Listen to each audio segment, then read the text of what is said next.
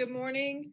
The May 14th, 2020 virtual meeting of the Arundel County Council is now in session. This morning, we will hear from the last of the departments on the proposed FY21 budget.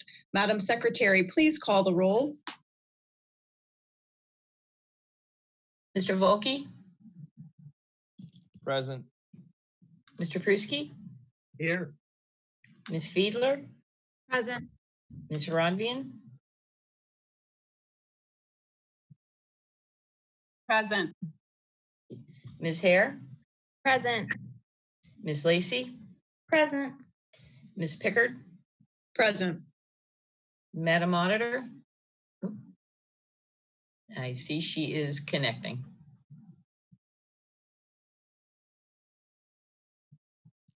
Did you ask if I was present? Yes, okay. Present. Thank you, Madam Chair. All council and Madam Auditor are present. Thank you. Please pause for the invocation led by Ms. Rodvian at this time.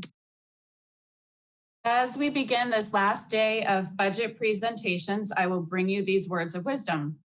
We meet to serve our community, to use our resources wisely and well, to represent all members of our community fairly, to make good decisions that promote the common good. We recognize our responsibility to the past and the future, and the rights and needs of both individuals and community. May we act wisely and well. And Ms. Fiedler will lead us in the Pledge of Allegiance. I pledge allegiance to the flag of the United States of America and to the republic for which it stands, one nation, under God, indivisible, with liberty and justice for all. Thank you. Madam Secretary, please read the Open Meetings Act statement. The county attorney has asked that I read the following statement. The Maryland Open Meetings Act, a state law, requires public meetings to be open to the public and to be held in places reasonably accessible to individuals who would like to attend these meetings. General Provisions, Article Section 3-102C. The virtual format of this meeting of the County Council is due to the COVID-19 emergency and is necessary in light of the serious health risks associated with public gatherings, as well as the governor's various executive orders limiting public gatherings.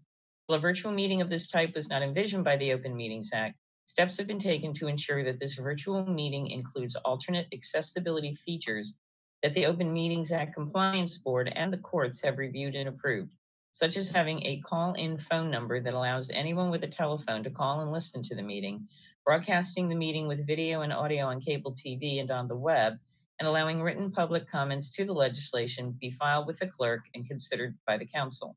The County Office of Law has opined that the public access provided by this technology makes this virtual meeting reasonably accessible to the public and therefore complies with the Open Meetings Act. Thank you. Is there any item any council member would like to place on the agenda at this time? Seeing none. Because this is a virtual meeting, we cannot provide reasonable seating facilities for the public or the news media, and we cannot be physically located in Annapolis, the county seat. May I have a motion to suspend Rules 3-103 relating to the location of meetings, 3-105 relating to reasonable seating facilities for the public, and 3-106 relating to reasonable seating facilities for the news media? So moved, Councilman Andrew Pruski. May I have a second? Second, Councilwoman Brodvian. Thank you. Madam Secretary, will you call the roll on this motion, please? Mr. Volca? Aye.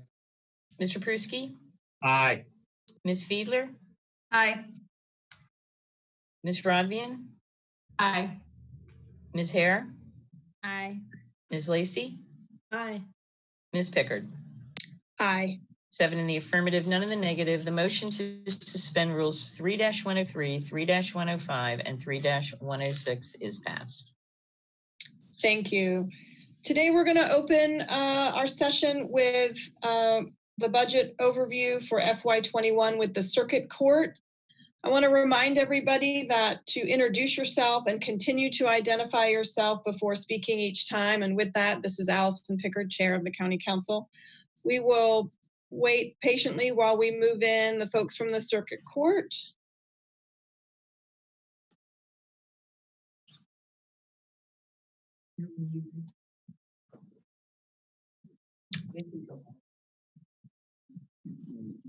I have as presenters Judge Laura Ripken and Doug Hofstede. You have the floor. Good morning, Madam Chair and members of the County Council. I'm hoping you can all hear me just fine this morning, and I thank you for this opportunity to address you regarding the Circuit Court for Anne Arundel County. I am, as you indicated, Judge Laura Ripken, and I am the administrative judge for the Circuit Court for Anne Arundel County. With me are Doug Hofstede, our court administrator, and Nancy Faulkner, the director of court operations. We have been through a year of great change at the courthouse, particularly during the last few months, as you all well know. Here are a few of the items that we have been working with in the last year, and in particular the last few months. We are in our 7th year as an electronic courthouse, thanks to Maryland Judiciary's electronic case management system, which we call MDEC. We in Anne Arundel County were the first jurisdiction chosen in the state of Maryland to roll out this system. We are the pilot for the project, and this project has never been more important than during the current pandemic. Our court has been able to continue to process filings during this unique time, which we have been able to do electronically. To address those that are unable to file electronically, we have set up a Dropbox, a physical Dropbox, for anyone who needs to file documents to drop off at our courthouse. It is secured and it is processed daily. We have been holding hearings and conferences telephonically and by video where appropriate.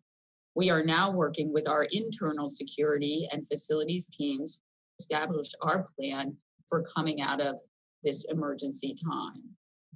We worked closely with the budget office to submit a conservative budget request for fiscal year 2020 within the confines of the budget projection provided to us. Our overall budget submission also includes multiple grant business units for which we receive state funding for programs that include but are not limited to our drug court, family services, and alternative dispute resolutions programs. That is the conclusion of my opening remarks, and at this point we are happy to answer any questions the members have. Good morning and thank you. Does anyone have any questions? Mr. Volke. Thank you, Madam Chair. Good morning, Your Honor. Good Nathan morning. Volke, District 3. So I had a question for you that pertained to the 14th judge, because we've heard a bit from Central Services yesterday and the day before when we had them for their capital budget about the planning for a 14th judge in the circuit court.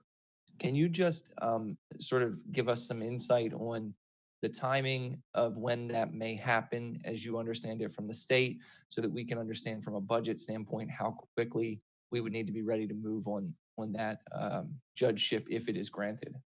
All right. I'll make a few remarks and then I'm going to see if Doug Hofstede has any to add, but thank you for the question, Mr. Volke, or Councilman Volke. We always need to be prepared kind of one step ahead for the next judge, because in order to obtain the next judge, we have to indicate that we have this space and the courtroom available to expand in that way. So in order to do so, we now are at the point where we need to start working on our next courtroom and allotting space for that. I think we've done a pretty incredible job, as you know, Councilman Volke, from being in the courthouse, in being very budget conscious in particular in regards to the last 2 courtrooms we have done. We've actually taken advantage of this emergency time in terms of one of the courtrooms, which it had needed a little work in terms of expansion, and have been during this time to expand at that courtroom to accommodate some space issues that we we have, but we are out of space now for courtrooms. So we are working, we need the next one in order to expand to a 14th judge. In order to make that request to the judiciary, we have to be able to say that we can accommodate that. Mr. Hofstad, do you have anything further to add to that? He's indicated he has nothing further to add. That means it was a very thorough answer. Nathan Volca again, District 3. All right, thank you, Your Honor. Appreciate that. Thank you. Do we have any other questions at this time? Is that the totality of your presentation? It is. Thank you. Wonderful. Well, thank you. Have a wonderful day. Thank you for being with us this morning. Thank you as well. Have a nice day. We will, this is Allison Pickard, Chair, District 2. We'll move along to the State's Attorney's Office, being represented by our State Attorney, Ann Colt-Litis and Jessica Daigle. And Beth McCoy is the Budget Analyst. I believe they have a PowerPoint presentation. Will that be on the screen?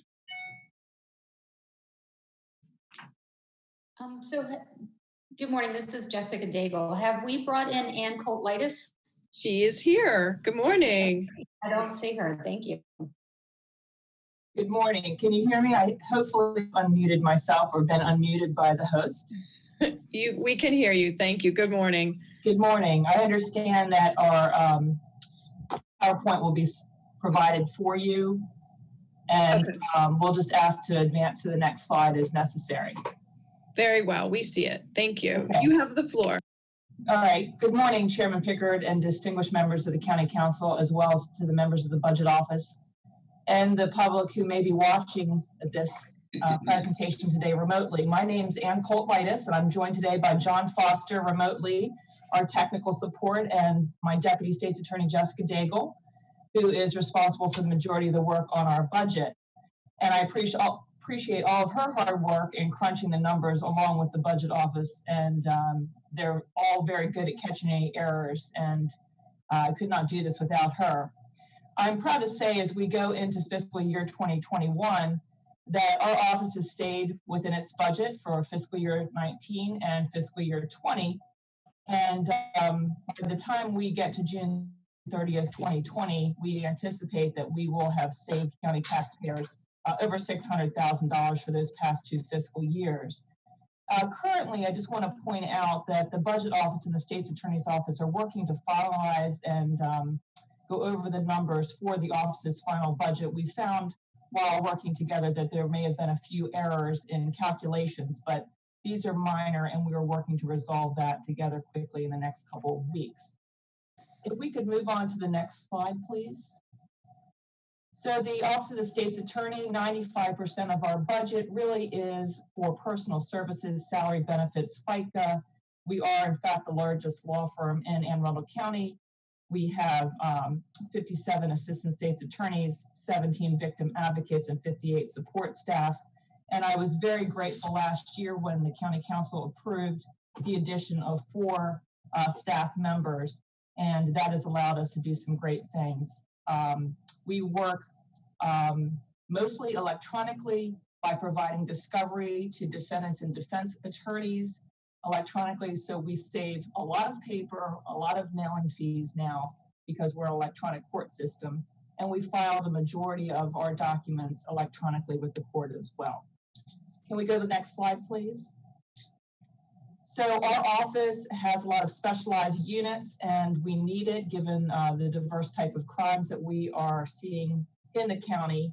We have a very large waterway system and a large highway system, so as the 5th largest jurisdiction in the state of Maryland, we are prosecuting crimes that occur such as crabbing out of season, operating a vessel while intoxicated on our waterways. We prosecute all serious traffic cases, meaning cases that you can go to jail on. We prosecute DNR cases, Department of Natural Resources offenses. And we prosecute all the way up to human trafficking, sexual assault, child abuse, and homicide matters. More recently, we have found ourselves giving advice to the police and charging on COVID-19 related crimes. which include violating the governor's stay-at-home order or exposing another person to an infectious disease. And we have a handful of those cases that we will be seeing in the next couple of months as we resume court on June 8th. Next slide, please.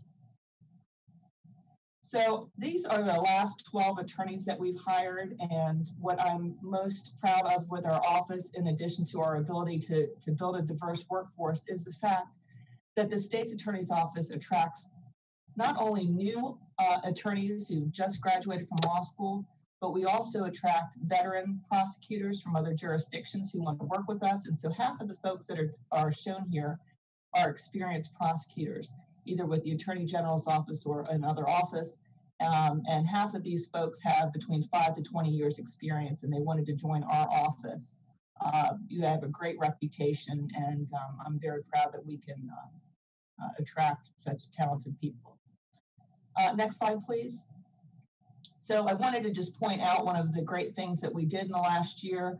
Anne Arundel County was the first in the state of Maryland to use a comfort animal in the courtroom for a child victim of sexual assault. And it made the headlines, and other jurisdictions are following suit because of what we're doing. And that is because of the support of the Circuit Court and Judge Laura Ricken, who has permitted this pilot program. Next slide, please. So one of our priorities this past 17 months in office is to look at fatal automobile cases that are occurring in our county each year, and we found that there was a large number of these cases that had very small sentences, and we wanted to prioritize these cases to find out why these cases were not getting the kind of sentences we thought were appropriate. And so now we send a prosecutor out to the scene of most fatal crashes. She and a team member often consult with the police. They make sure that the at-fault driver is tested for drugs or alcohol, that all witnesses are interviewed, that the driver is interviewed, videotape interview, and we are seeing some great results because of our focus on these cases. Next slide, please.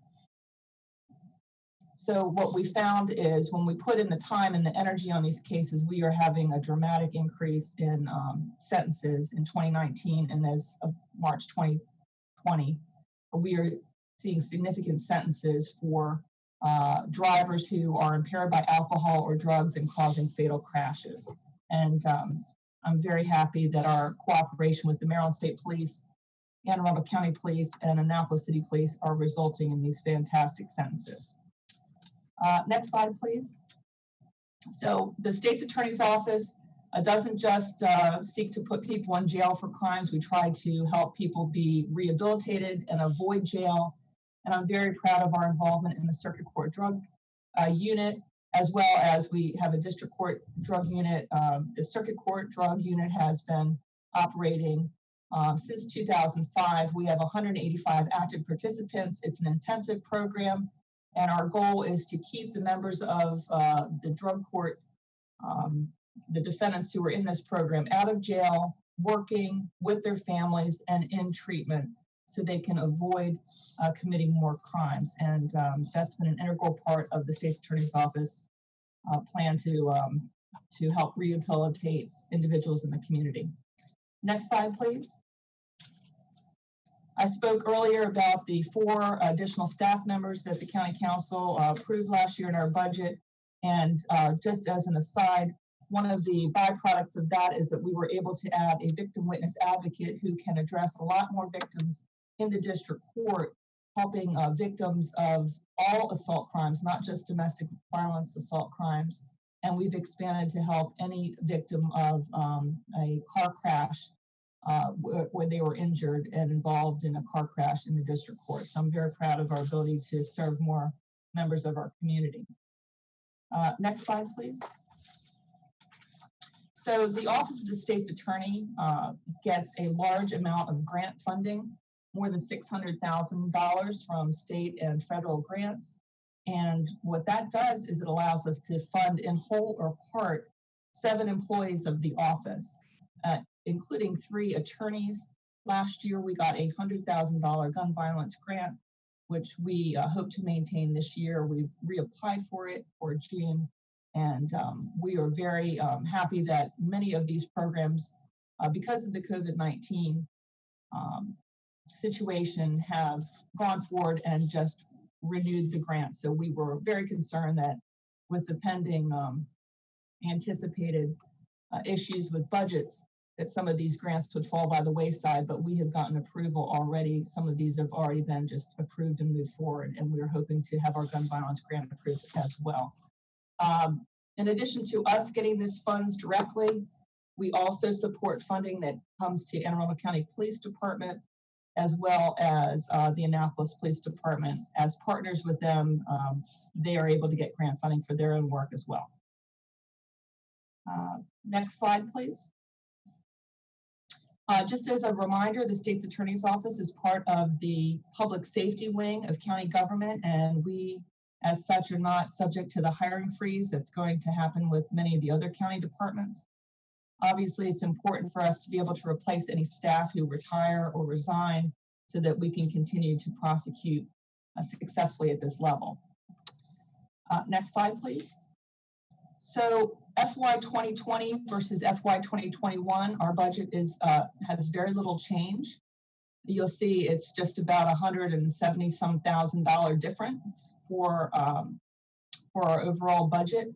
And that is in part because of the $1,500 per employee one-time bonus that the county executive is proposing for employees this coming year in lieu of any merit or cost of living increases. Our everything else category is up only a small amount, and that is because of expenses anticipated in the Capital Gazette case, which I'll talk about in a moment. Otherwise, there's really not much change between last year and this year's budget. Next slide, please. So if you look at the salary comparison, FY19, when we came in halfway through the year, and versus FY 2021, there really is not a lot of difference in the salary, but remarkably, we have 4 new employees. So it's not a huge increase in those last 3 years for the salary budget. Next slide, please. So the state of Maryland versus Ramos expert witness fee that we are asking for as a supplement in our budget. As you may well know, the defendant pled guilty in October 2019, just 2 days before his 3-week trial was set to begin. And one of the benefits of that guilty plea was that we had more than 50 police, fire, paramedic, crime lab witnesses who were scheduled to testify during that trial. They would have been away from their duties during that time. They would have been at least in court for perhaps a day or so, each of them, maybe longer.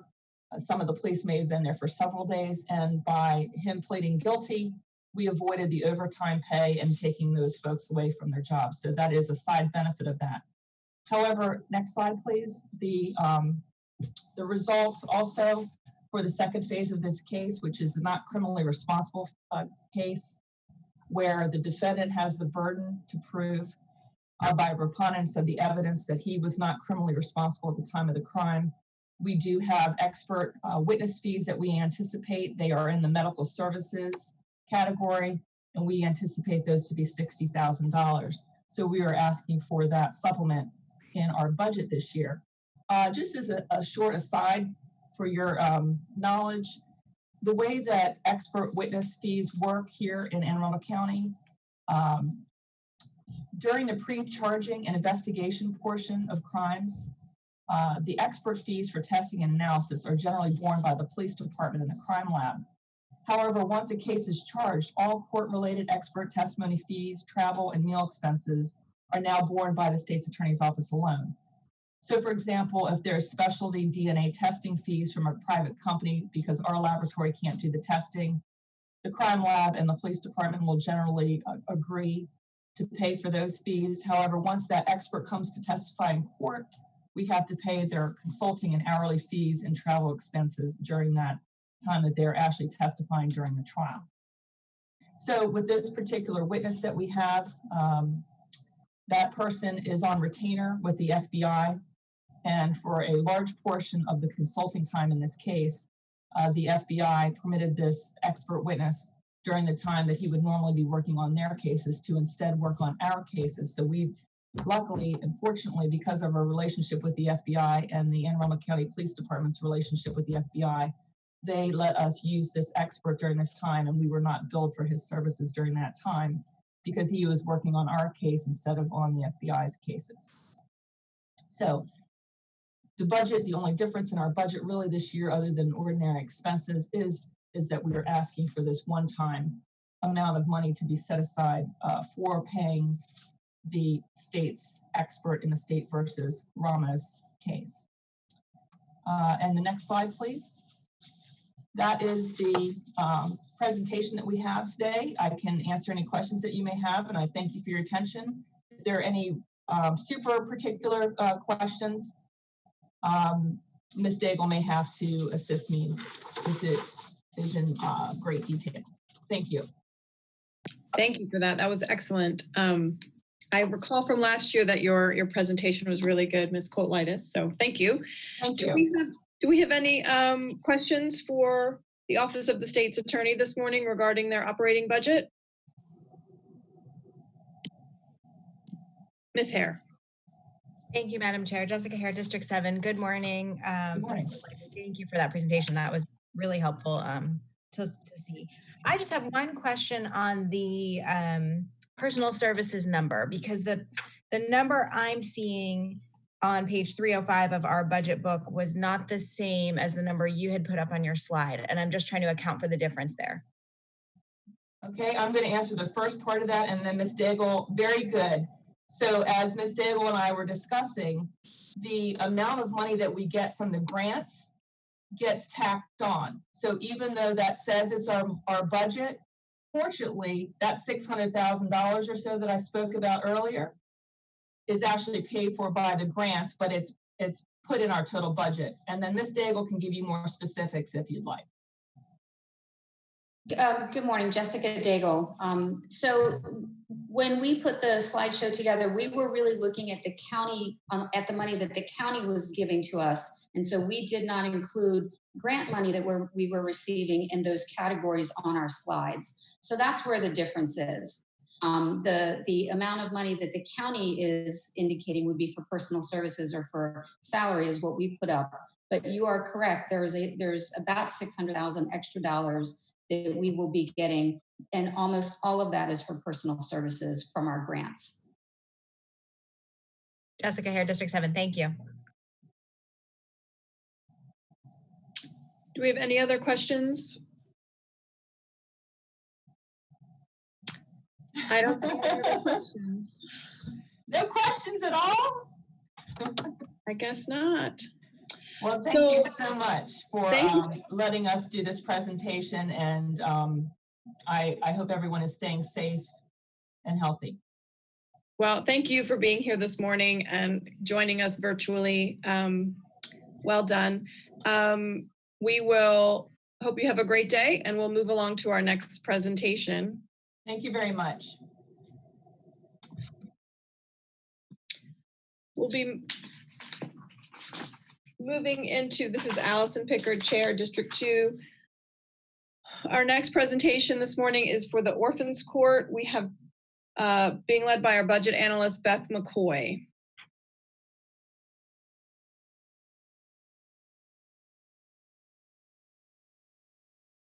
Okay, good morning. The Orphans Court begins on page 300 in your budget book. And if you turn to the next page, page 304, the comparative statement of expenditures. The only real change in their budget from FY20 is the $5,400 you see in personal services. And that's comprised of $4,800 in the one-time payments and a $600 adjustment within the pay package. And that summarizes their changes for FY21. Thank you. Do we have any questions? Mr. Volke. Thank you, Madam Chair. I know it's only $5,400, but I still have a question. So with the personal services that you have there, the $5,400 increase, so that was what exactly, $1,600? I thought everybody was getting $1,500. It is. It's $1,500 for each of the 3 judges, but we also have $300 for FICA. Okay, and so the FICA on top. And then the $600 salary adjustment is what? That's just a change in insurance. It's the basic pay package. It's just how it evens out throughout the county with all the employees. Okay, great. Thank you. You're welcome. Do we have any other questions regarding the Orphans Court this morning? Seeing none, thank you, Ms. McCoy, Thank you. for presenting the Orphans Court. I believe you're staying with us for a couple more presentations. We will move along to the Board of Elections with Mr. Joe Torrey and David Garay, which I'm sure I just said his name wrong.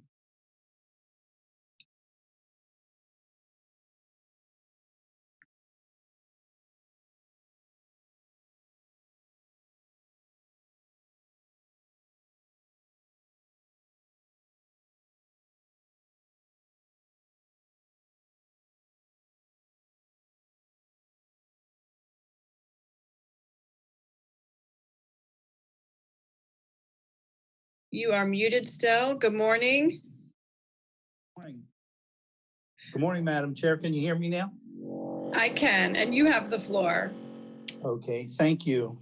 Thank you, Madam Chair and members of the council for allowing us to present our budget today. In the FY21, we have one election. We're going to have the presidential general election. The Office of the Board of Elections has a 5-member board appointed by the governor. We have 27 full-time state employees. If we have a regular election in the general, we'll have 195 polling places, 7 early voting sites, 3,000 election judges on that day. We'll have 9 election days. That's 8 early voting days and 1 election day.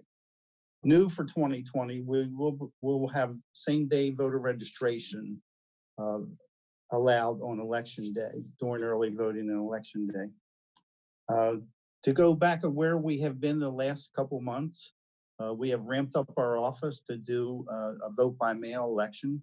As you know, on March 17th, Governor Hogan issued his election proclamation on March 17th. April 3rd, the State Board of Elections issued a comprehensive plan for the conduct of the primary election. On May 1st of this year, 2020, through May 30th, vote by mail ballots are being sent to 328,231 registered voters in Anne Arundel County. Canvassing of those ballots will start May 21st to June 12th. The canvassing will be live streamed over the internet and available on our website. The link will be on our website. Limited in-person voting will be available on election day, June 2nd. At 4 locations, we decided we only had to have 1, but due to the size of Anne Arundel County, we went with 4. We'll have a location at the Glen Burnie Library, the Severna Park Library, the Odenton Library, and the Roger Pitt Moyer Recreation Center in Annapolis. Ballots do not require postage on the envelopes.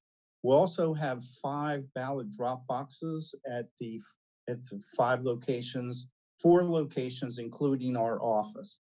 So that means that the voter, if they don't want to drop it in the mail, they can bring it to a drop box. And that drop box will start the same days, run through the same days that the voting, when's the drop box start? May 21st. May 21st, the drop box will be available. The only additions we have to our budget is we have the temporary staff. We've asked for $143,000 for temporary staff for the general election. And we believe we are going to have an historic turnout. We're predicting a 78 to 82% turnout for the presidential general election. And we also requested election judge pay, increase in election judge pay of $29,490. That's the increases from FY20 to FY21. I'll be glad to answer any questions. Thank you. Thank you, sir. Do I have questions for Mr. Torrey? Miss Lacy. Thank you, Madam Chair. Sarah Lacey, District 1. I perhaps should not ask this question, but are we having election day on election day come hell or high water from your point of view? The June 2nd primary or our November general? November. In November? In November, right now, we are planning to have a regular election for November.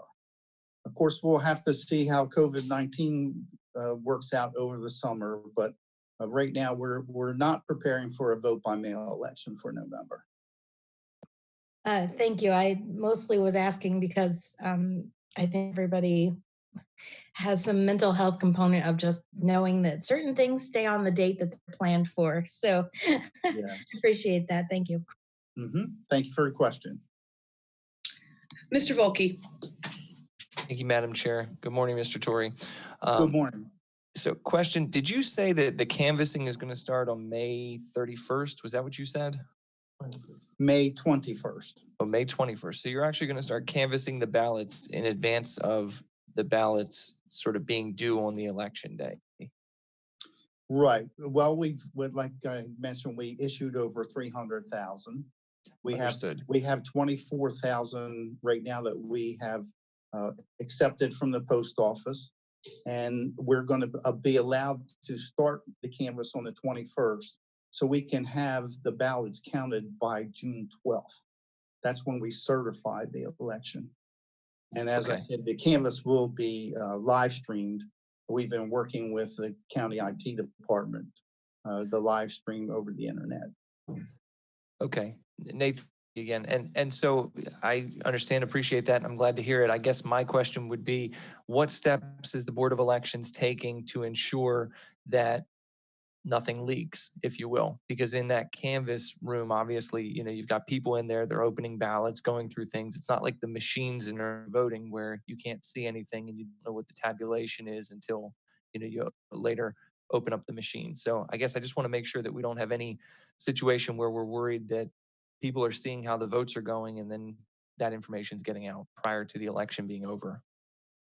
Yes, thank you for the question. Every one of our employees that are working on the canvas sign a confidentiality agreement, and it's witnessed by the board members, our 5-member board. Vote totals will not be released until election night. So we will be scanning and counting, but there'll be no vote totals. There'll be no reports printed or vote totals issued until election night at the close of the polls. We do have security in the building. Our office is fully secured in the evening. We have a security system on the building. We have rooms that are also secure in the building where we store the ballots and where we store voted ballots and unvoted ballots. Did that answer your question? Yes, sir. Very helpful. Okay. And I had one additional follow-up, Nathan Volke. So when the election judge pay, I know that you've historically always had some trouble ramping up, from the 27 employees to the thousands of employees that you have. Were you finding that the pay was a deterrent or a barrier to getting qualified election judges, and that was the reason to need to increase it? Yes. By the increase in election judge pay, we're now comparable to the counties that surround us. We're not there yet, but we're closer because we found that we have to hire 3,000 election judges. It's the most difficult task we have in our office is to find the judges, train them, and then retain them to the general election. We start a year and a half out. Actually, we start recruiting right after the election, so it takes another year. But the judges' pay, we're not where it needs to be, but we appreciate the county administration helping us with that task. Thank you, sir. Thank you. Allison Pickard, District 2. Do we have any further questions for the Board of Elections, Mr. Joe Torrey? I don't see any further questions, sir. Thank you for being with us this morning. Thank you. Thank you very much. You all have a great day and stay safe. You too. Have a lovely day. Bye. We will move along to the Board of License Commissioners, the Liquor Board. Ms. Beth McCoy is staying with us this morning as their budget analyst, and I believe joining us will be Judy Hagler, Wayne Harris, and Mr. Harry Blumenthal.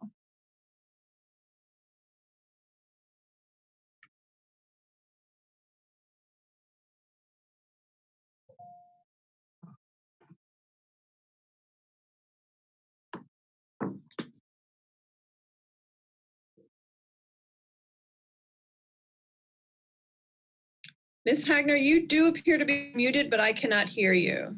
Oh, there you go. There you go. I just didn't see me. Now I see me. Okay. Good morning, Madam Chair and members of the County Council. My name is Judy Hagler. I'm the administrator for the Board of License Commissioners, or commonly known the Liquor Board. I'm here to answer any questions that I can for you on our budget. We're kind of unique that our budget goes to the Comptroller's Office for their approval and has so been approved by them.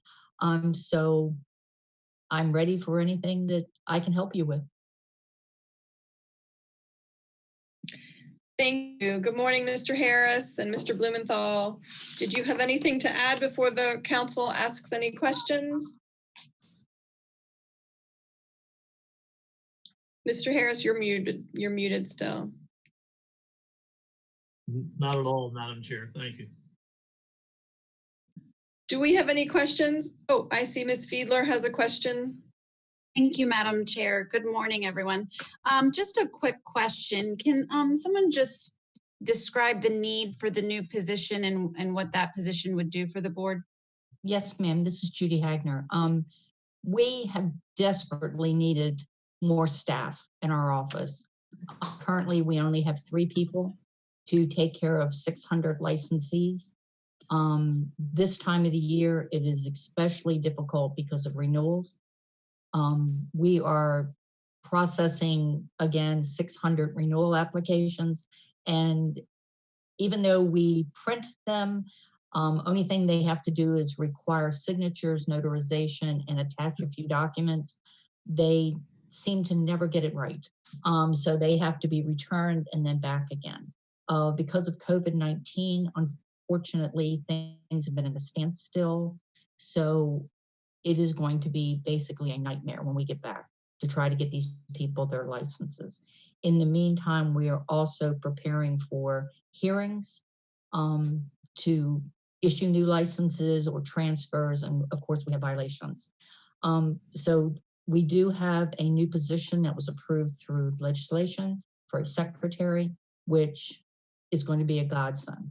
The legislation for the 2 extra commissioners did not make it through session, so I'm not sure if that is going to be reintroduced next year. So I hope that answers your question. It does. Thank you, Amanda Fiedler, District 5. If I just might ask a quick follow-up question.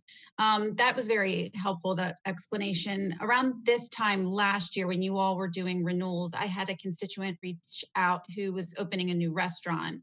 And at that point, new applications had paused in order to address the volume of renewals. Would this position help to alleviate pausing on new permits during the renewal process?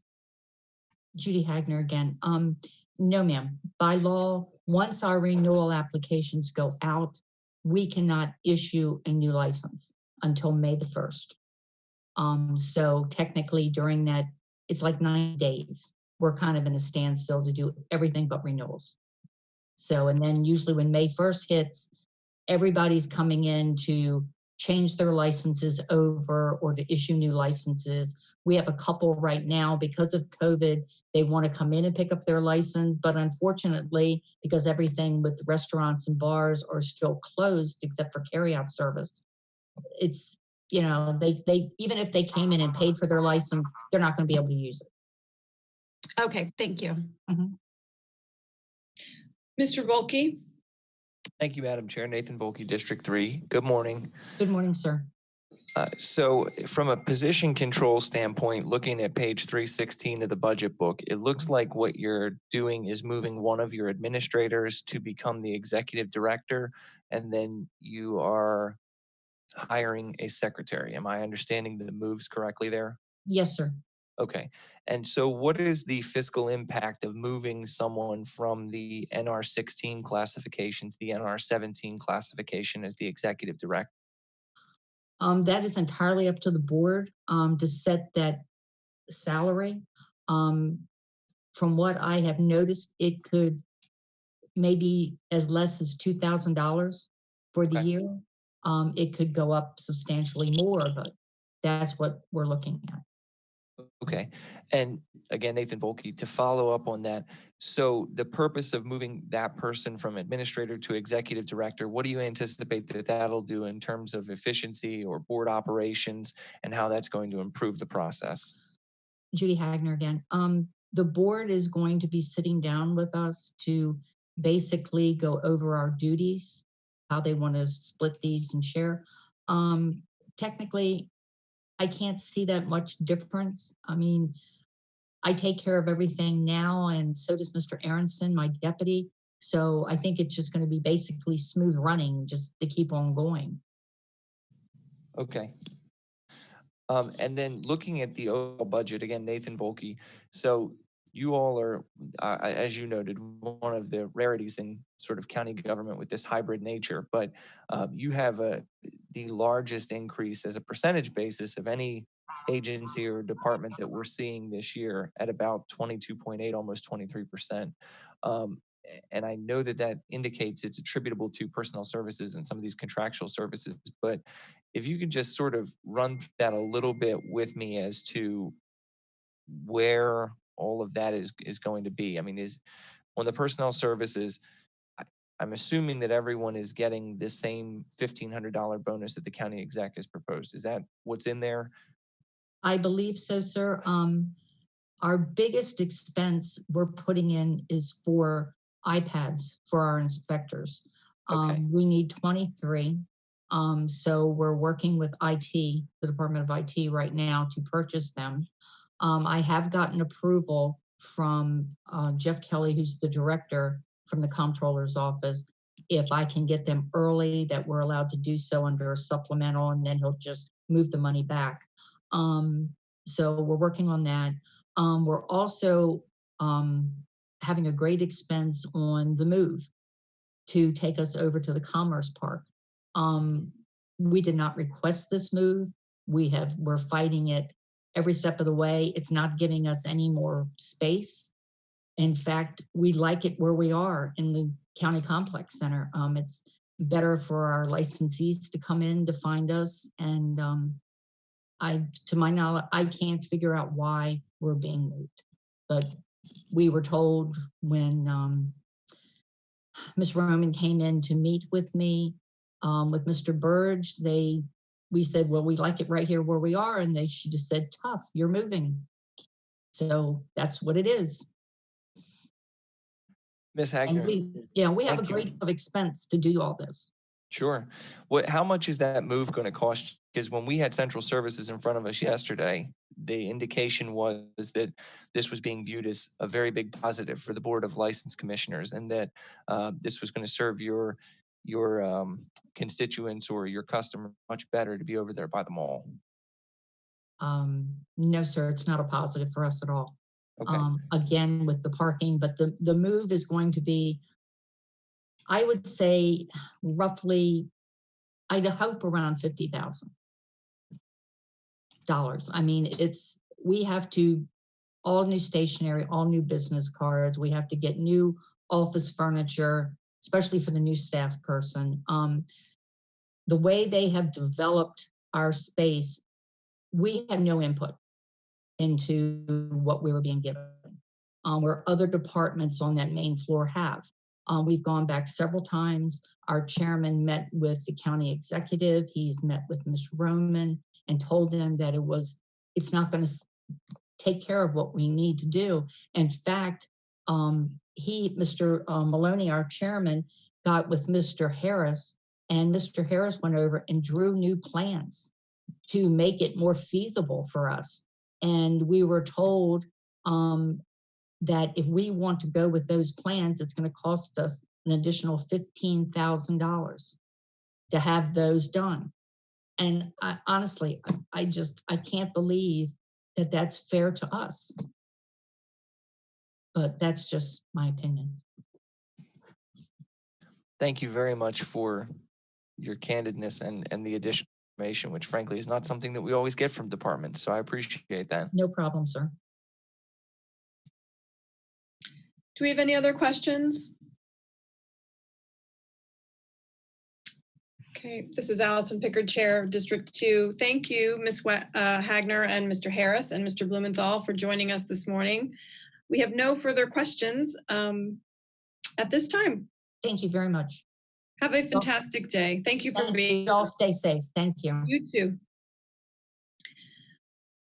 We will move along with our agenda this morning. Joining us from with the County Executive operating budget is the budget analyst, Stephen Thoreau and Mr. Chris Trumbauer.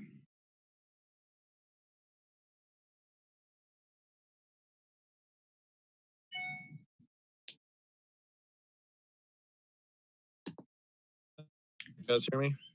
I can. Good morning, Mr. Trumbauer. Good morning. Glad to be with you. Chris Trumbauer with the County Exec's Office. I believe, do we have Mr. Thoreau, our budget analyst? I don't see him quite yet. Oh, here he comes. He's the numbers guy. Good morning. Good morning. You have the floor. Stephen Stewart from the Budget Office. So if I could just turn your guys' attention to page 89 of the budget book, we're going to go through the County Executive's budget. We're going to be reviewing the County Executive's general fund today. However, it's worth noting that the County Executive's budget also encompasses the Laurel Racetrack Fund and part of the VLT Fund. So we can go through the comparative statement of expenditures. You can see the bottom line for the County Executive's Office increases by $2.5 million. Almost $4 million of that is associated with the VLT Fund. And the VLT Fund is in agreement with the recommendations from the LDC. So the LDC recommendations made it exactly into the budget as they recommended. Also, the Laurel Racetrack as well also comes from a recommendation from the Laurel Racetrack Board. Their recommendations made it into the budget unchanged as well. I'm going to focus exclusively on the County Executive's Office. So if you go to the next page in your budget book, you're going to look at the County Executive's Office, and this is kind of the operating portion of the County Executive's Office. So you'll see the bottom line increases by $59,000.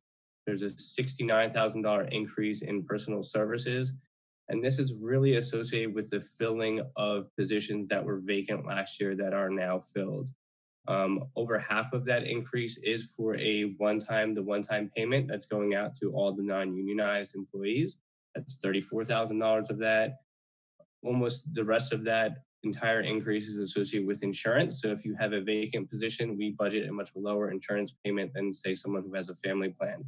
So another $34,000 is associated with an insurance increase. So that pretty much makes up the entire increase in the county exec's budget. If you look down the list at all the objects, we are moving some budgets around to better align with actuals. There's a small increase in contractual services for translation services, about $5,000. So that brings me to the bottom line of the general fund. And I'm going to turn it over to Chris to go through his comments. Hi, Chris Trumbauer with the County Exec's Office. Thank you, Stephen. As he said, this is a pretty boring budget. There's no new positions. There's no real new programs or expenses. The only thing, as Stephen mentioned, was a slight uptick in the contractual services, but that was to meet our need for translation. So that's it. We're pleased to present a boring budget to you and happy to answer any questions. Thank you. I know we're going to have a couple questions. Good morning, Allison Pickard, Chair G2. I see a flag up from Mr. Volca. Good morning, Nathan Volca, District 3. Mr. Trumbauer, are you all paying for the county executive staff to go to Mako?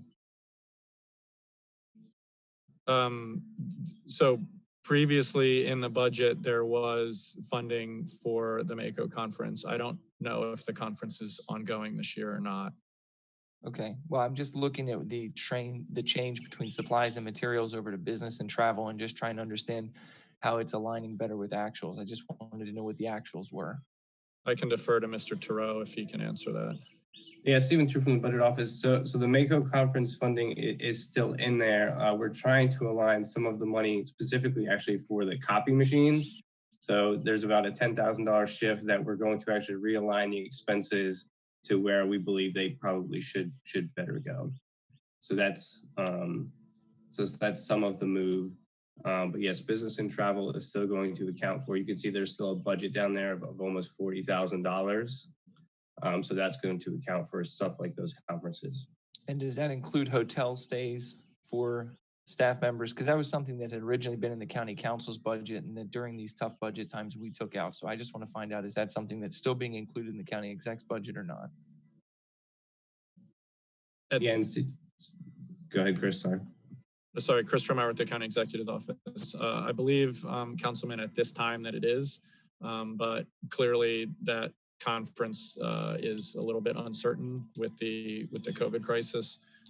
So if that money isn't spent, I believe it would fall to fund balance, but Mr. Turow can answer that more specifically. Stephen True from the budget office. That's correct. So any unspent expenditures, just like in any other county general fund department, will fall down to the fund balance at the end of the year. Okay, thank you.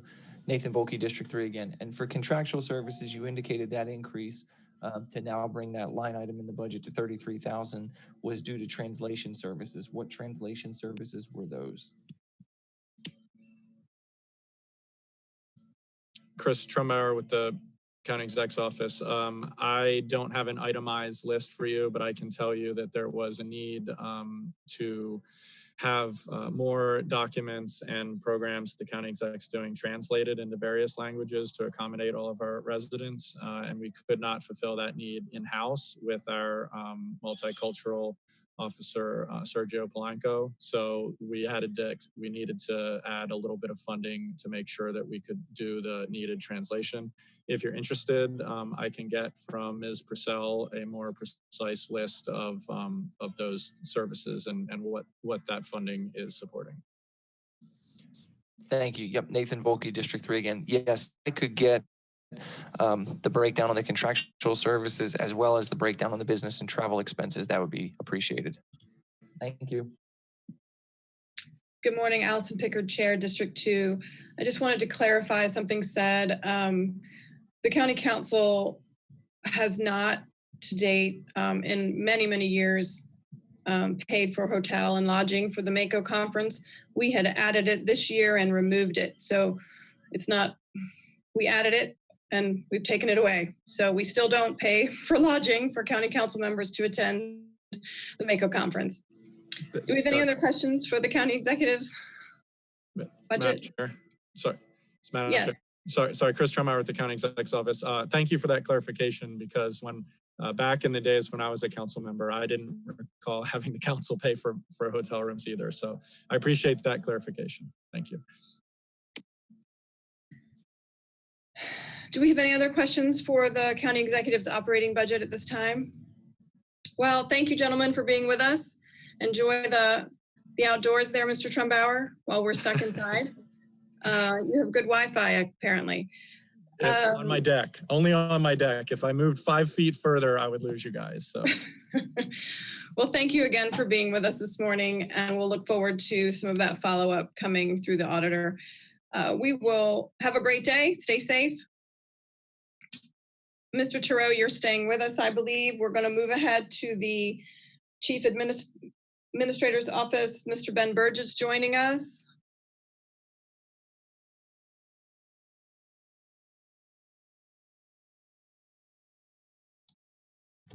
Good morning, Mr. Burge. Good morning, Madam Chair. You have the floor. Thank you very much. I wish I could bring you as a relaxing and bucolic background setting as Mr. Trumbauer provided, but like many of you, I'm inside in my basement.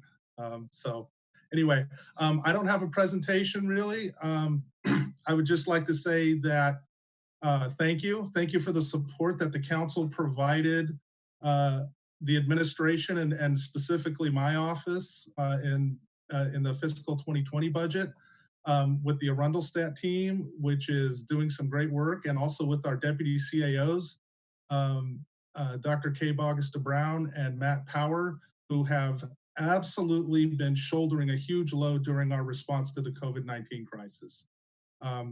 The bottom line is, if we did not have them, we would have to pull some other agency directors in to do that kind of work. It would have taken away from the agencies trying to deliver the services they're doing.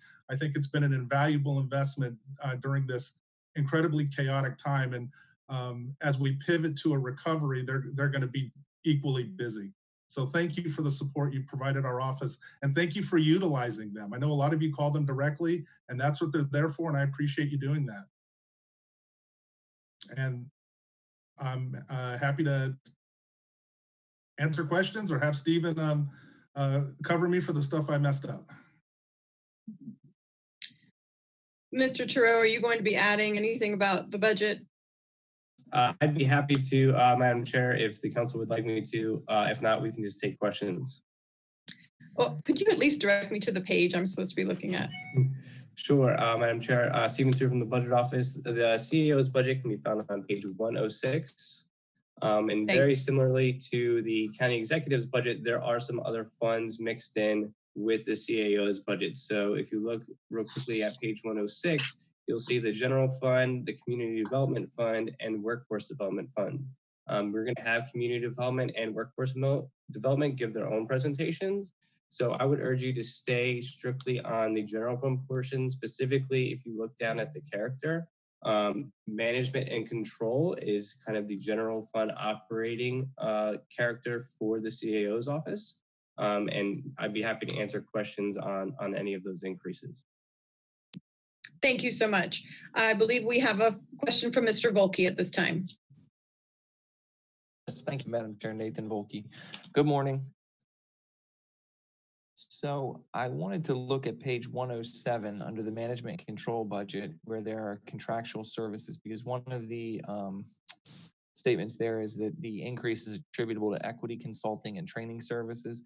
Can you explain what those are, what that means?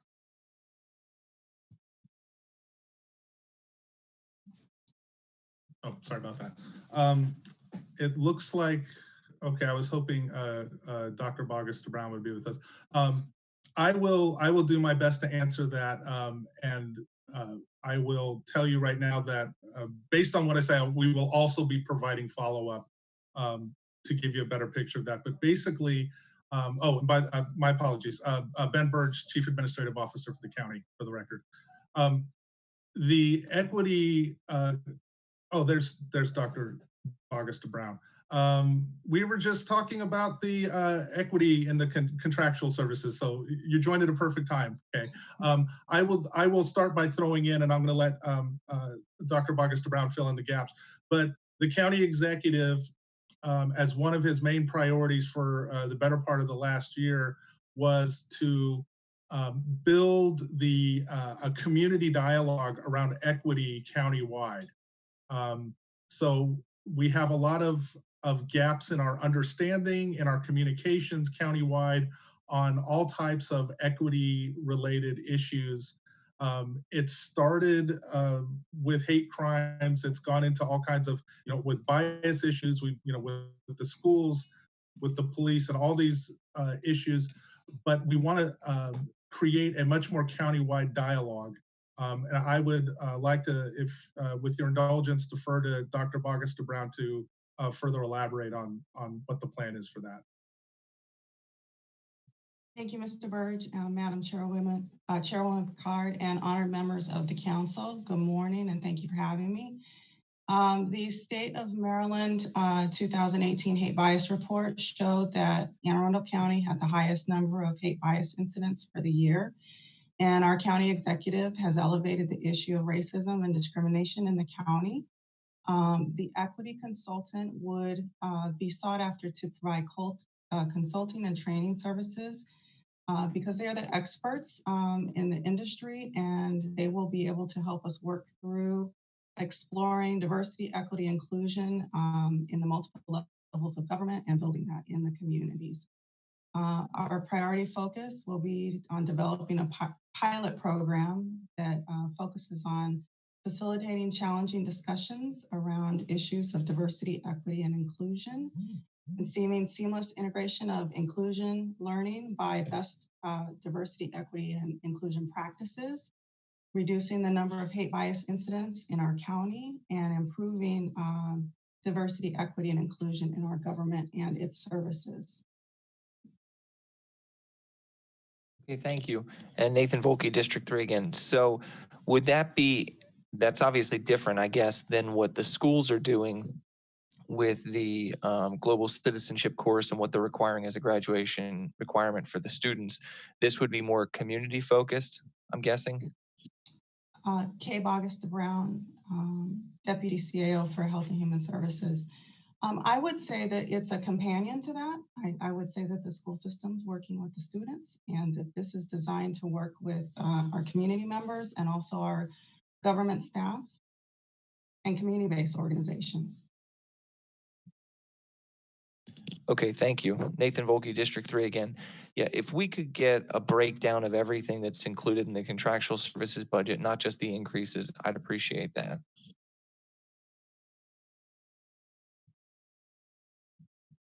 Do we have any other questions for the Chief Administrative, Mr. Volke? Thank you, Madam Chair. I try to be patient so that other people can jump in, but Nathan Volke again. Mr. Burge, I want to ask you about the contingency fund. So obviously this year that was helpful with the COVID-19 situation because very little money was expended over the winter for snow removal. I'm looking at that this year you have budgeted again, as I think is typically budgeted, $12 million into that fund. And this might be a question for the budget office, but do we always put 12 million in? Why do we put 12 million in? How has that number been achieved as the appropriate figure to go into the contingency fund?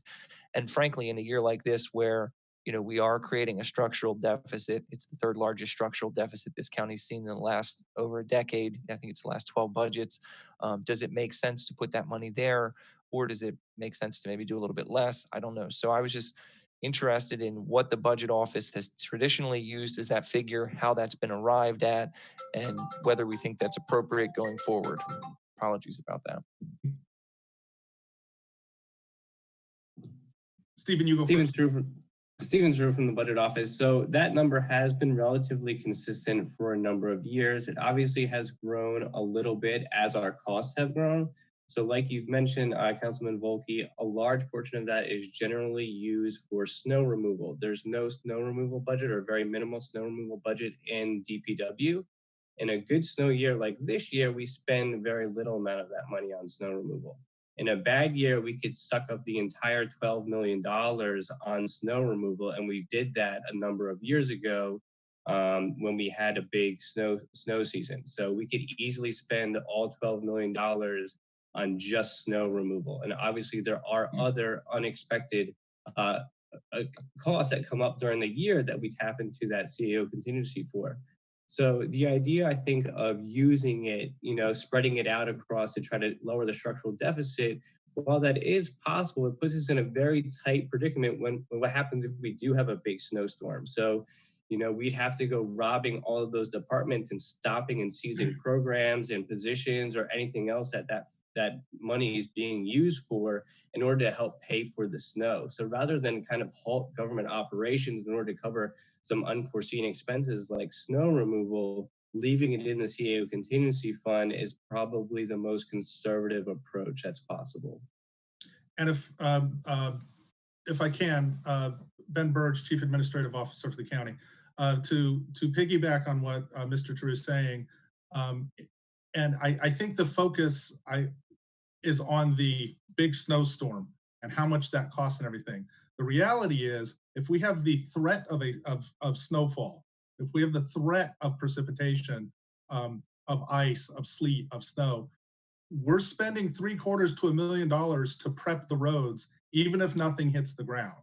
So in some ways, I would rather have the big snowstorm from a money standpoint than 7 false starts where we're going to spend a lot of money on nothing. Yeah, I appreciate that. Nathan Volke again. Thank you, Mr. Burge, and thank you, Mr. Thoreau. I guess my question is kind of focusing on it because I understand your point about having to halt government operations if a massive storm came and needing to go to the departments.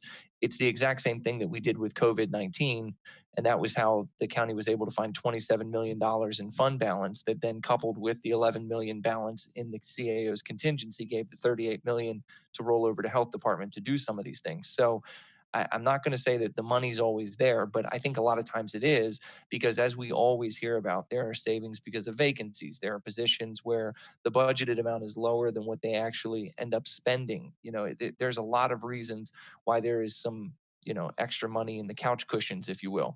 And so I'm just looking at this, trying to figure out where we might be able to have savings.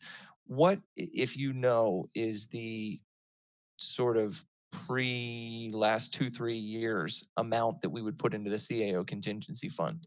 Does anybody have a historic basis? I can go back through the budgets, but I didn't know if you had that at your fingertips. Stephen True from the budget office. I don't have it at my fingertips, but I'd be happy to send you, the last 10 years of CAO contingency. Excellent. Thanks very much. Allison Pickard, Chair, D2. Do we have any more questions for the... Mr. Volke has completed his questions, I believe. Oh, no, he has a question. Sorry, I was just scanning through. We're supposed to hold the community development stuff, right? Because we're going to get to that in a little bit. Got it. Thank you. Okay, thank you, Mr. Burge. Thank you, Mr. Thoreau. By the end of this, I'm going to get your name right, Stephen. We'll keep moving through. Thank you very much, Madam Chair, and all members of the council. You're a great team to work with, and we thank you for the support. Well, have a great day. Stay safe. Thanks, you too.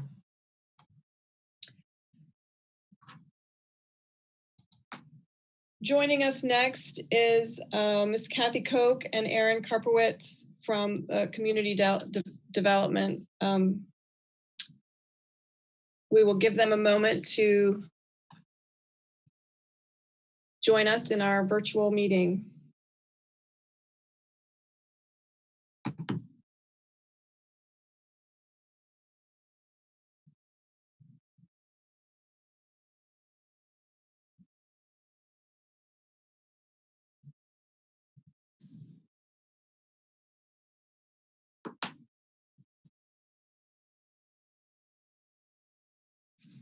Good morning, Ms. Koch.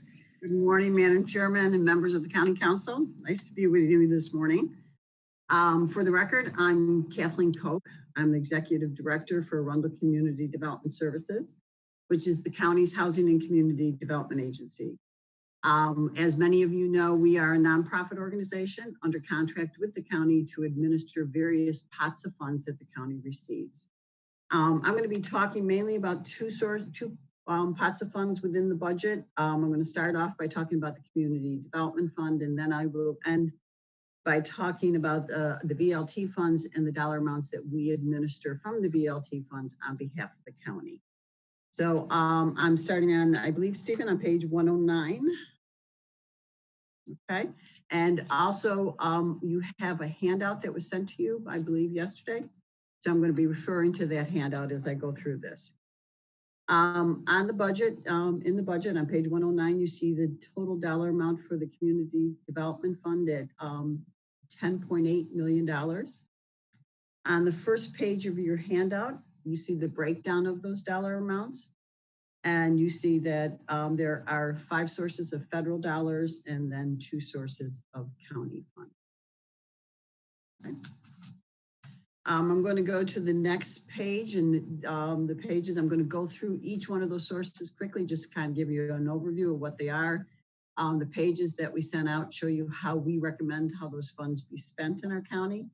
And those recommendations come through a very, very public process. We start in October with various public hearings, getting a lot of input from the community before we make these recommendations to the county executive and to you. So the pages 2 through 4 is the breakdown of the Community Development Block Grant, referred to as the CDBG program.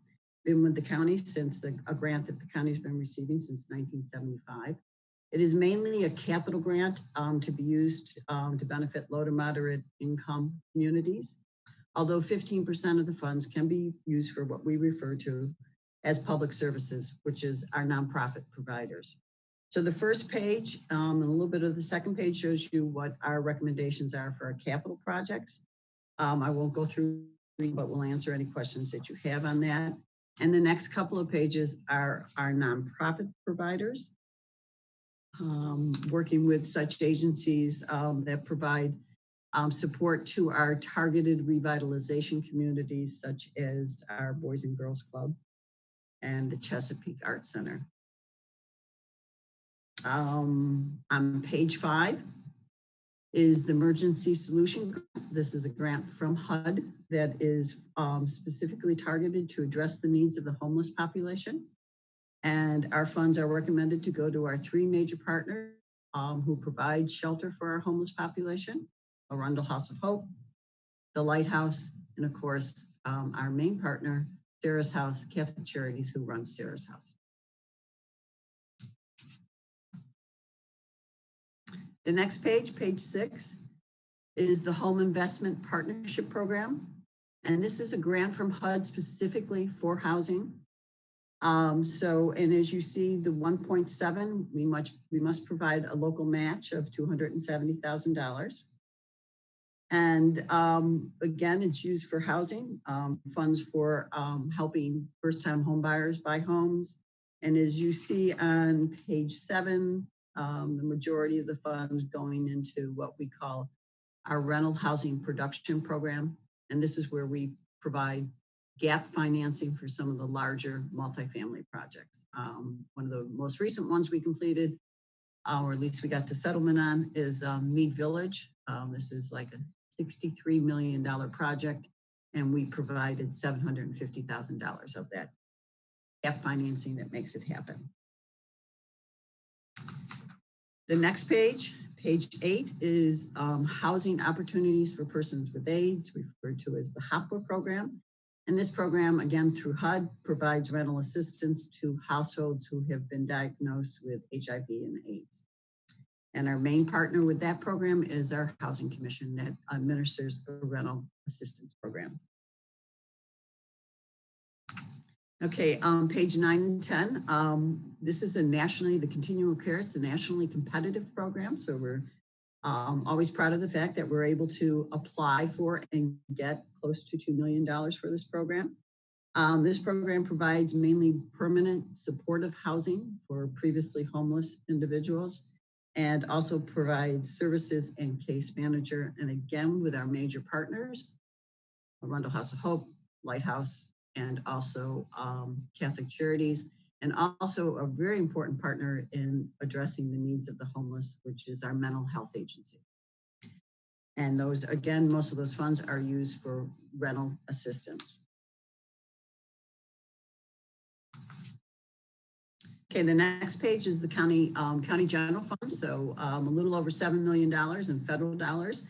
And the county puts $3 million, which is level funded from last year, to leverage that $7 million in federal dollars. And page 11 and 12 shows you how we are recommending that $3 million be used. One of the biggest ones is our Financial Empowerment Counseling Program, which is our homeownership counseling program, which we work with first-time home buyers, getting them ready to purchase their first home. And we have a little over 500 people a year that we serve through that program. Also, our foreclosure prevention program. The numbers had gone down where we were servicing just a little under 200 a year. We expect to see that number, unfortunately, start to rise again in the next year. And also a financial literacy program. And this is where we work with the very, very low income, especially the people residing at a lot of our homeless shelters, where we do one-on-one counseling, helping people to figure out what they need to do to get their finances in order. Also, another big dollar amount is our rental production program. Again, this is these funds are matched with and leverage the home dollars that we put into the production of new housing or the rehab of existing housing. And then we also have the tenant-based rental assistance program. And this is a program we think is going to be incredibly important once we come out of this crisis, as the moratorium on evictions, helping people again to pay their rent and stay in their units. And this program is specifically targeted to the very, very low income people at 30% and below. Okay, and the last 2 pages in the Community Development Fund is the community support grants. This is new for us. We just took this on to administer these funds on behalf of the county. As you can see, it's just a little over $700,000 to be appropriated to various nonprofit organizations. We went through a very elaborate process. We got over 80 applications. We had a review committee made up of county department heads, director of social services, and our director of our department on aging. Priority of when reviewing and ranking and rating those applications, priority was given to agencies serving the underserved population, nonprofits that address the health and well-being of various communities, and then also nonprofit organizations that promote equity and inclusion. That's my quick overview on the Community Development Fund, and I take questions before I move on to VLT. Thank you, Ms. Koch. Do we have any questions? I see Mr. Volke has a question.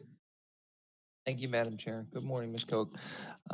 So I'm looking at page 14 of your presentation, the community support grants. And at the very top, the first grant noted there is to the Annapolis Immigration Justice Network for $40,000. And it says that those funds are to be used to provide legal support for residents seeking a path to citizenship through the immigration system. I just wanted to understand, what exactly is it that Annapolis Immigration Justice Network does? Are they working with asylum seekers? Are they working with individuals who are making application through family members and other visas like that? What sort of clientele are they serving, I guess is my question. Okay, I'm really glad you asked a question, because I would have been offended if you didn't ask a question from Councilman Volke. So yes, and I'm going to, this is Kathy Koch, ACDS, and I'm going to ask Erin Karpowicz of my staff, who works very, very closely and did a great job on reviewing these applications, and ask her to answer that question. Erin? Hi, yes, Erin Karpowicz with Arundel Community Development Services. I'm happy to answer that question, Councilman Volke. The funds specifically are going to go to help immigrants who are in the country. And yes, most of them are asylum seekers. It provides legal fees for them trying to get a legal pathway to citizenship. Thank you.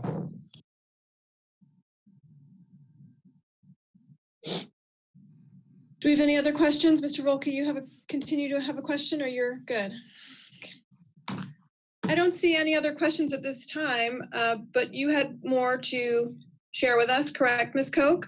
Yes, I'm going to take you to page 149. Thank you. Budget. And again, Kathy Koch of Arundel Community Development Services.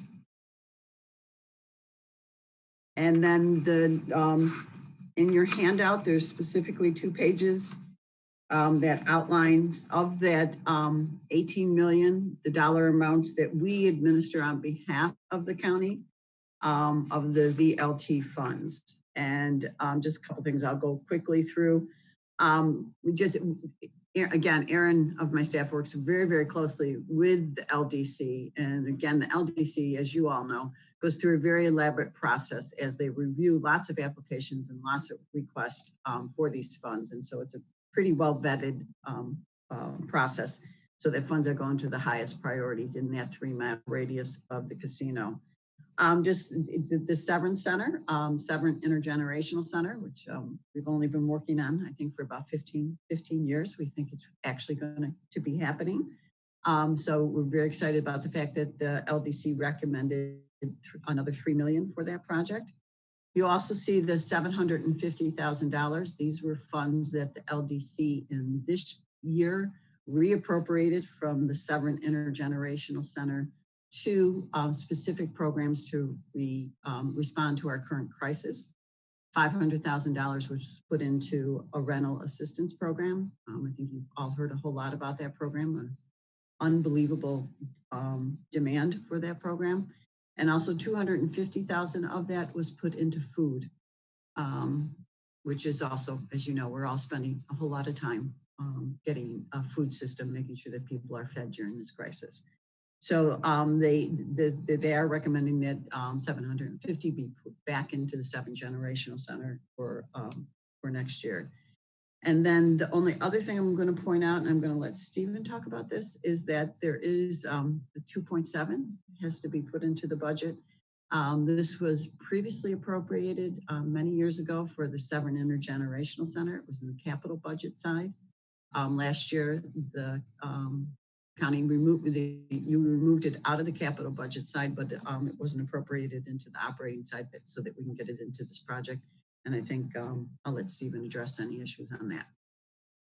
Sure. So just real quick, Stephen, through from the budget office, the $2.7 million is in fact appropriated in the budget. It's just mistakenly left off of this detailed page that Ms. Koch is detailing us to on page 149. So there's just going to be an additional line on the revised page of $2.7 million for the Severn Intergenerational Center that again is pretty much the recognition of fund balance in the VLT fund. So it's VLT money, staying VLT money being reappropriated. Happy to answer any questions. Thank you. I see a question from Mr. Pruski and Ms. Lacey. Mr. Pruski, you have the floor. Thank you, Madam Chair. Councilman Andrew Pruski, District 4. As always, thank you guys for the services that you provide. I know it helps those in most need. Ms. Koch, I have a bill currently in regarding rent and price gouging. And it's interesting during your presentation, you talked about the need right now. Can you quantify that? How many people are contacting you? I mean, I know on a normal basis you have, a certain number, but I was hoping you could expound upon that a little bit in terms of what's happening with people just being able to pay their rents. Thank you. Yes, Councilman Pruski, I would love to. So the county did make $1 million available for the what we refer to as our emergency eviction prevention program, and also from the Corona funds for the CARES Act. We're about to make another $3 million available. But we have been up and operating for just a couple of weeks, and we have over 700 phone calls. I have readjusted my entire staff so that we can respond to those phone calls. We're getting back to people. We're right now trying to process 300 applications. The rest of the people are on a waiting list. And hopefully we'll get to them as soon as possible. But we're definitely finding people who are indefinite. People, you have to be at 60% and below the median income. You have to have lost your job due to COVID, and we pay the check directly to the landlord to make sure that your rent is being brought current. And then our housing counselors work very closely with each one of our people applying so that we make sure that we're doing case management also, making sure that everybody's applying for all of the other benefits that are available, and that when this crisis is over and the eviction moratorium is lifted, that everybody will be okay, or some people will be okay. Thank you for the response, Andrew Pruski, District 4. I certainly appreciate that. And if you do have any additional stories of price gouging, one of the bills that I've seen is landlords asking for 10, 15%. I've actually gotten more since it's been put out there. So if you have those cases, please let me know. But it's unfortunate times, certainly. And I have a feeling that money that you're going to have is not going to be enough. And that may be something we want to consider later on. But thank you. I would agree. Thank you. Ms. Lacey?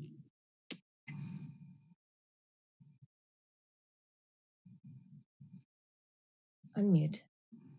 Okay, sorry. Going between your document and the audio causes confusion. I have two questions. First, what is the total that is now currently set aside for the Severn Intergenerational Center? I have to add, Kathy Arundel Community Development Services. We have 3 million in this year's right now LDC money, the 3 million for next year in LDC money, the 2.7 in prior capital dollar amounts. I don't know if I have an accountant here, Stephen, who's adding. So 3 million, 3 million, 2.7. And then we have $1 million in community development block grant dollars that were appropriated in this year's budget. And also through the work of Delicate Chain, we're very excited to say we have $1 million in bond funds. So I'm at what's my total? Sorry, we're close. 11.7. Thank you. 11.7, and our dollar amounts, our estimate is between 12 to 13 million. We're going to be working with the Department on Aging to apply for state Department of Aging funds for senior centers. And be looking, and we're watching closely to see what's going to happen to the construction industry as we go forward, whether prices go up or down. Okay, so I'm confused about the $750,000 then that was mentioned as being put back. Okay, so that Kathy Koch, Arundel Community Development Services. So the there was in 2020 $3 million set aside by the LDC for this project. During the last couple of months, the LDC took 750 from that project because we are in design right now. So, you know, those are construction funds. So we're not ready to go to construction just yet, working to get our building permit. And so they recommended that we take 750 from that project and put it into 500 into rental assistance and 250 into food. So for 2021, what they're recommending is $3,750,000 be appropriated to this project. That makes sense? I think so. So that gets us total up to, I guess I wanted to make sure I understood what the total current appropriation would be, leaving out what we might expect from the LDC or other sources in future years. Yeah. Where are we now? I'm going to ask Erin to double check my number, but I believe we're at 11.7. Is that right, Erin? Unmute.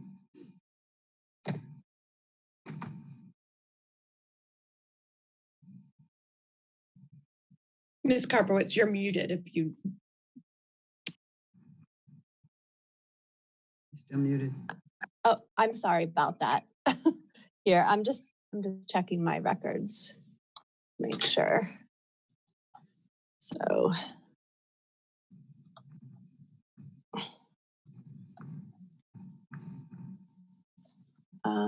Sorry.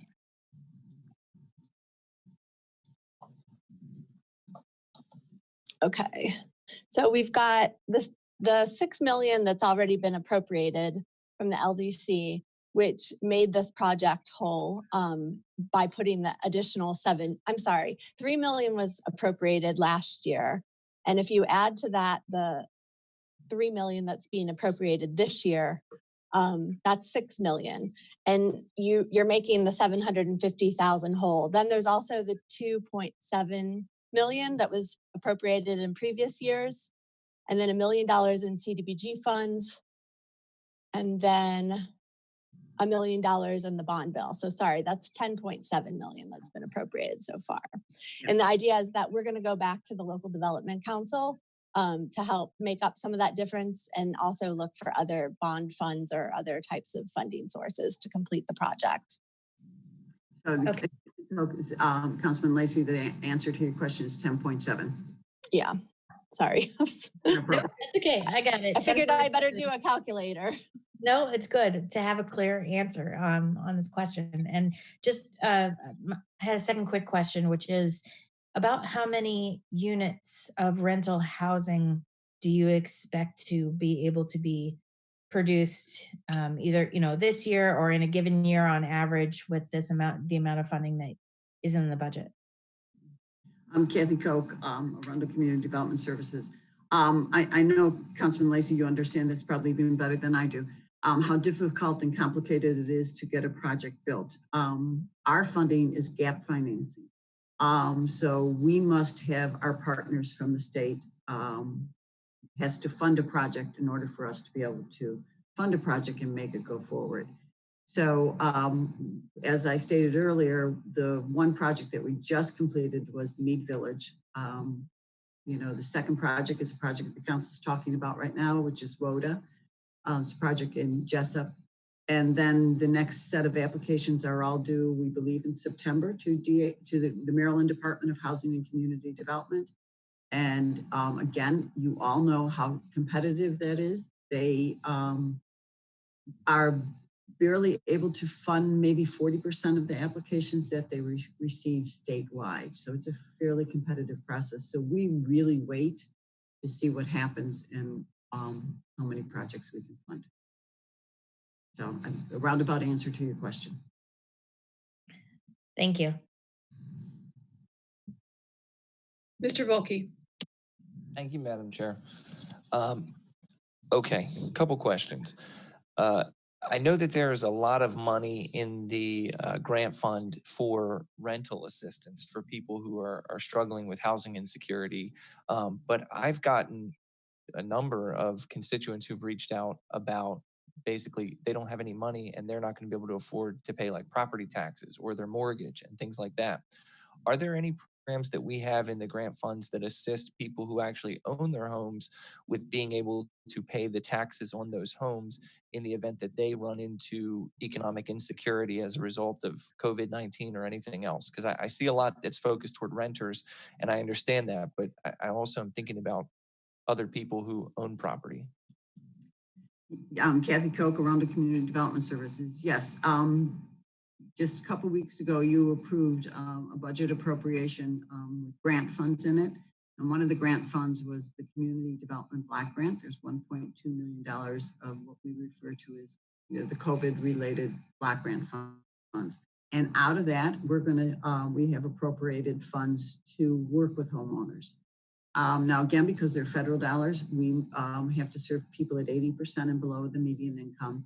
But so we have started to advertise the fact that we're available to do foreclosure prevention counseling and helping people work through that, are they on hold? Are they not on hold? How do they contact their servicer? How do they negotiate with their banks? But the calls haven't yet started to come in on that. I think that some of the banks are on hold, so people are, reassessing their whole situation. But we hope to have that program up and running sometime in June, July, to start helping them to actually start focusing on some of the homeowners. Okay, great. Thank you very much. Another question, Nathan Volke. Has the, well, I guess just generally, have you all applied for any PPP funds? So the Paycheck Protection Program, has there been any application made by your agency for any funds from the federal government through that program? No. Okay. All right. Thank you.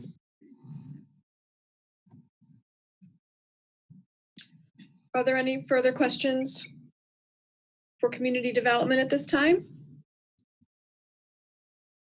Seeing none, thank you so much, Ms. Koch and Ms. Karpowitz, for your hard work during this time. I know you are turning yourselves inside out to switch gears and everything. So we really appreciate all your hard work and the work of your staff. Thank you for being with us. Thank you for it, everybody. Thank you. Have a great day and stay well.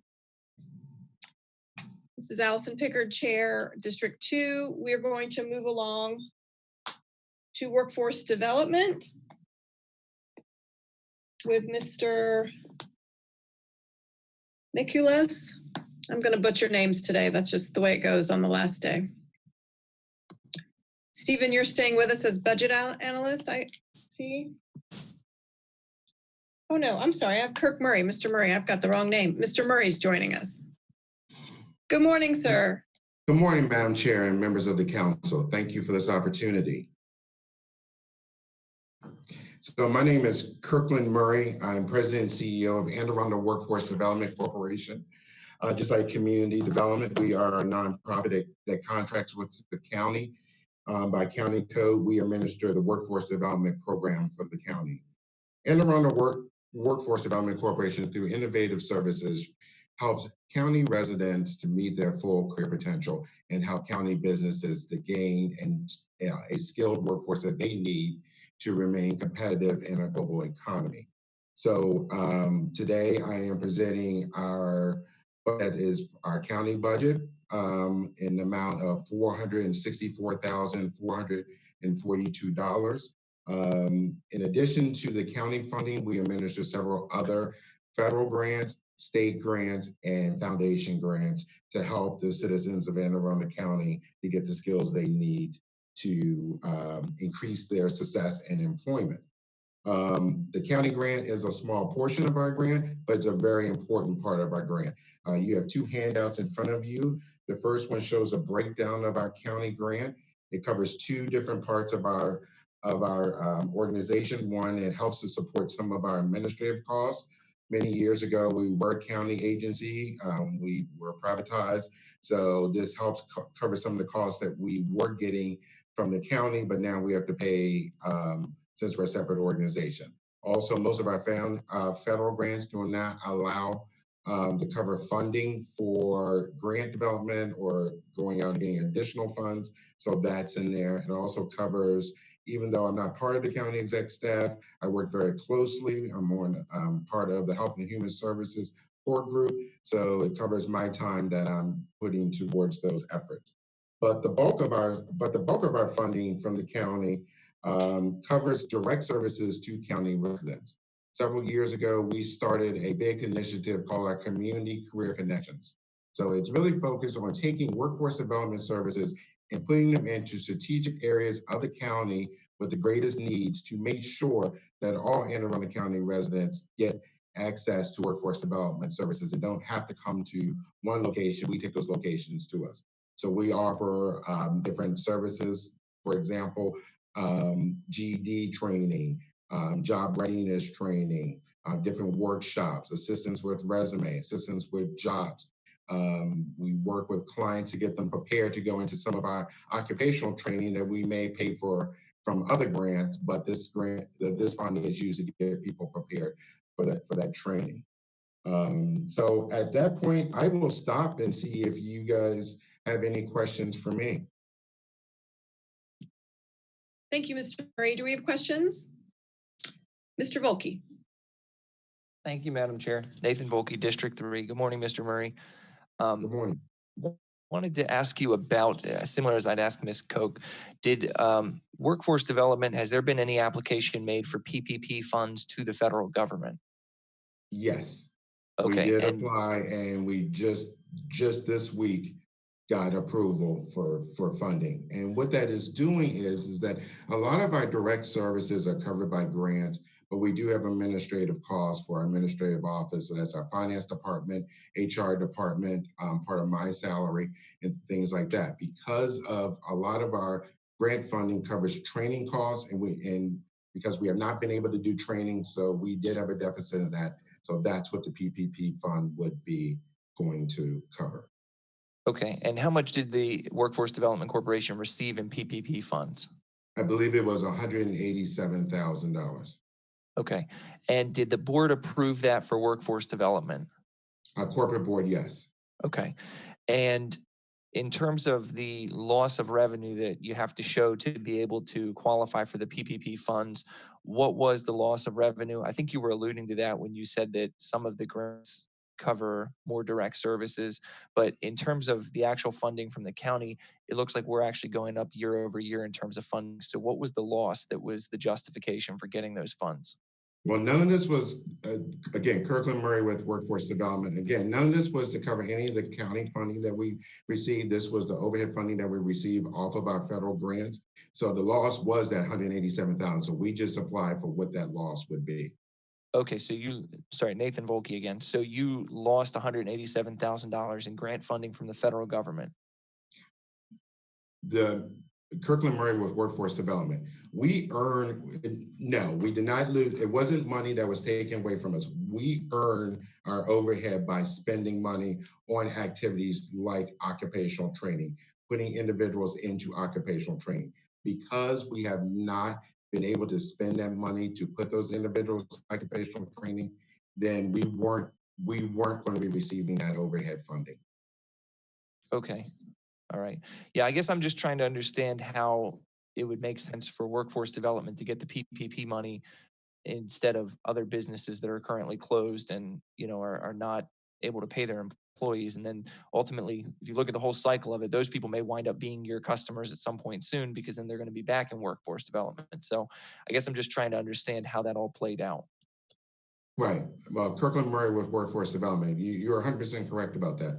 But there was, it was a decision by our board to do this, to make sure that we could still, because if not, we would have to have laid off some of our staff. So again, that still would have increased, the unemployment rate here in Anne Arundel County. That still would have put people out of work here in Anne Arundel County. So that's why that decision was made, to make sure that we can remain our staff so that we can continue to serve the citizens of Anne Arundel County. Okay, thank you.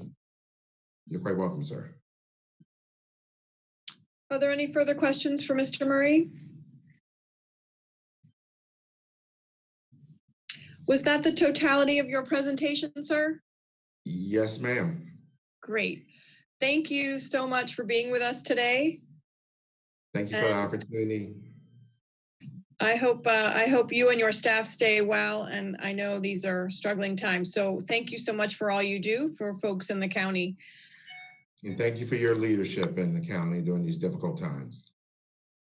Have a great day. We will move along to emergency management with Mr. Tim Michaels, and Hannah Dyer is joining us as their budget analyst.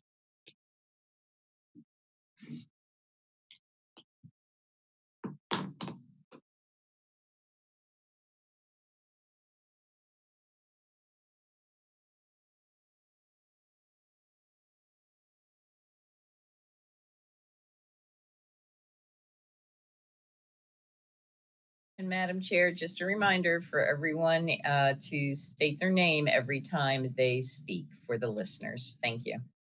Thank you. This is Allison Pickard, Chair D2. Mr. Michaels, you have the floor. Good morning. Good morning. Thank you, Madam Chair, members of the council. The county, Tim Michaels, Anne Arundel County Acting Director, Office of Emergency Management. Emergency management is mainly tasked with providing the oversight and coordination of county emergency preparedness. And we do that through cooperative relationships with all of our stakeholders. That includes volunteer organizations, private sector, as well as county agencies. And we also provide oversight to the response exercises, training, and emergency operations planning, all of which come together in order to be able to support that ultimate goal of maintaining the county's readiness and ability to respond to any hazard, all hazards, including natural, man-made, and technological emergencies. Having said that, our budget has a net increase of about $150,000 for this proposed fiscal year. We had a decrease at approximately a level of $37,300 in our general fund, but we also had a increase of $187,000 in our grant funding. The major increase, for a net increase of approximately $150,000, and most of that is attributed to the formalization, I'll say, of a project development administrator in the Office of Emergency Management. So we've had a project development administrator, and this person was on loan to us from the Department of Health. What we're trying now to do with the increased workload, both for health and the Office of Emergency Management, is to be able to return that person to their initial function in the health department, as well as be able to give us here in the Office of Emergency Management continuity in what that person's been doing for us for the last couple of years. I think that's pretty much what I had to say about our budget, and I'm certainly into any questions or concerns that you might have. Thank you, sir. Do we have questions for Mr. Michaels or his team regarding the operating budget of emergency management?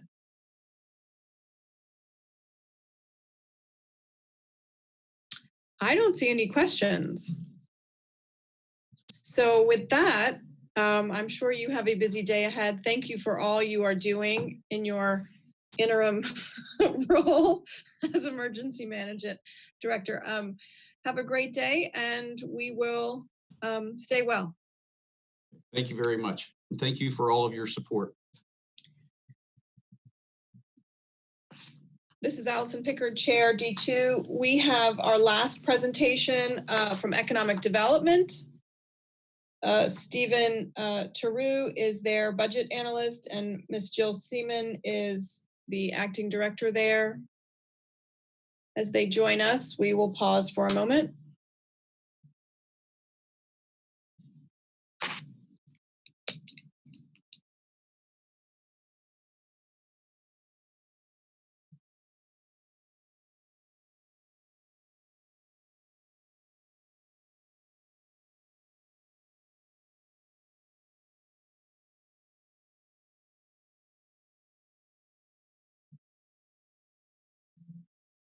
Good morning. I got it. Good morning, Ms. Seaman. Welcome to the virtual budget presentation. You have the floor. Thank you. Good morning, Madam Chair and other County Council members. My name is Jill Seaman. I am the acting President CEO of Arundel Economic Development Corporation. With me this morning is Stephen Pramash and Rosa Cruz is supposed to be here. Stephen is our Vice President of Financial Services, and Rosa is our Vice President of Communications. We are last on your list, but hopefully not least. This year, the AAEDC budget request is a flat request, as the same request has been in for several years. We are asking for the same funding as in previous years, while continuing and expanding our ongoing programs that support our business community. We still have an active financial program for businesses looking for loans, although due to the COVID-19 pandemic, we did give our borrowers the option of forbearance for agreements for 6 months. Many of them acted on that. We will be opening up our loan programs again soon to businesses that we deem to be viable and have a good chance of surviving. As we shared with you last night and the county executive announced this morning, we will be offering and administering a new small business customer and employment protection grant program. It's going to be funded through the Federal CARES Act funds that are coming to the county. This grant program will be a reimbursement program for small nonprofit businesses with employees of 50 or less that have pivoted in their business model in order to reopen under the new COVID-19 compliances. The grants will be up to $10,000. The county executive has committed $5 million towards this program, and if there is even more interest in it than anticipated, he has committed that he will add more funds to continue to help small businesses as they start to reopen. I just got word from my office that we've already had more than 40 inquiries on the program since he announced it. The AAEDC staff has continued to stay in close contact with the business community and continues to give out information for accessible relief funding through the federal government and state government, as well as other resources. The work is constant, and the AAEDC staff stays up to speed to be able to assist businesses with the most recent funds or relief options that they can pursue at this time. Although the team has been teleworking, they have been busier than ever assisting the small business community. Our AAEDC marketing department is amazing. All of you should have received a summary of the EDC engagement with businesses in your specific districts. If you haven't watched any of our podcasts, that highlight businesses in the county. I invite you to do so. They are really great. And they have continued to do them during the pandemic. The marketing team continues to update the AAEDC website to include as much small business information for relief as possible. We also have a robust research department. It's one guy, but he does the work of a robust department. If you need any answer on research or statistics, just reach out to Jonathan. Our agriculture department has also been busy assisting farms, as well as helping to implement programs designed to provide fresh produce to needy families in the county. Working with the Department of Aging, they were able to create a program to help seniors in the county with 1,500 bags of food, with another 1,500 bags in the pipeline. AAEDC also supports a small business development counselor in our office who gives free counseling to small business owners, advising them and assisting them with business plans, accounting practices, and other necessities when opening a new business or sustaining a new business. Prior to the pandemic, she was extremely busy, and we were working with the University of Maryland to hire a second bilingual counselor to assist. But when COVID-19 hit, there was a hiring freeze at University of Maryland. And as you can imagine, our one counselor was inundated with calls. So to help with the overflow, AAEDC hired a counselor on a 3-month contract to assist until we can get a second full-time counselor in place. This is just a small sample of the work and programs we have at AAEDC. We truly appreciate your consideration in approving our budget request for the upcoming year. Thank you so much. We are open to any questions you may have at this time. Thank you so much. I see Mr. Pruski has a question. Thank you, Madam Chair, Councilman Andrew Pruski, District 4. Certainly thank you all for the work you're doing. Appreciate the presentation. I have 2 questions. One is related to the Odenton Town Center. Prior, your office was in negotiations with the state to get that project moving. The TIF that was approved by the prior county council and this council, again, in last year's budget, is no longer there. So if you could provide a status on that. And then the second piece is a comment I made, and I've been hearing from local businesses. It's great that there are loans, but are you providing any training for a business to do online? Give you an example. Somebody has an antique shop. They're older. They don't necessarily know how to use the internet. What support or training are you offering to them move to an online model? And what kind of services are you offering related to that? Again, I know there's a lot related to this in terms of getting loan and liquidity, but there's also education about to move to a new online economy. So if you could answer those 2 questions, I'd appreciate it. Sure. Jill Seaman, Anne Arundel Economic Development Corporation. Mr. Pruski, I have to admit we haven't had any updates on the Odenton Town Center, but I will make sure that we look into that and give you any information we can obtain. As far as training, we do have a workforce training grant program in our office, and it is a 50% reimbursement for any training that a business wants to take. We review the applications to make sure that it's going to make an impact in the county. As far as online training, if somebody wants to take online training through that program and it is approved, then we would certainly reimburse them at the 50%. And the grant, or not the grant, it's a kind of a half grant, will support training for $1,000 per employee. Okay, thank you. Again, I just think that, and I said earlier, we're moving to a different model for businesses, and some of them need extra support. They don't necessarily have the tech staff or other things, and that may be a topic that you can do in one of your podcasts, have somebody speak, how do I move my business model to go online? I know a lot of restaurants have done it. There's many different industries, but just a suggestion. Thank you so much. So, Jill, can I jump in on that? Yeah, I was going to say, okay, go ahead. Councilman Pruski, this is Stephen Promosh with Arundel Economic Development. Actually, one of the whole points of this new grant program that we released today is to do exactly that. We have in-house staff in terms of SCORE and Small Business Development Center that can help them with ideas on how to move their business online and allow for better e-commerce.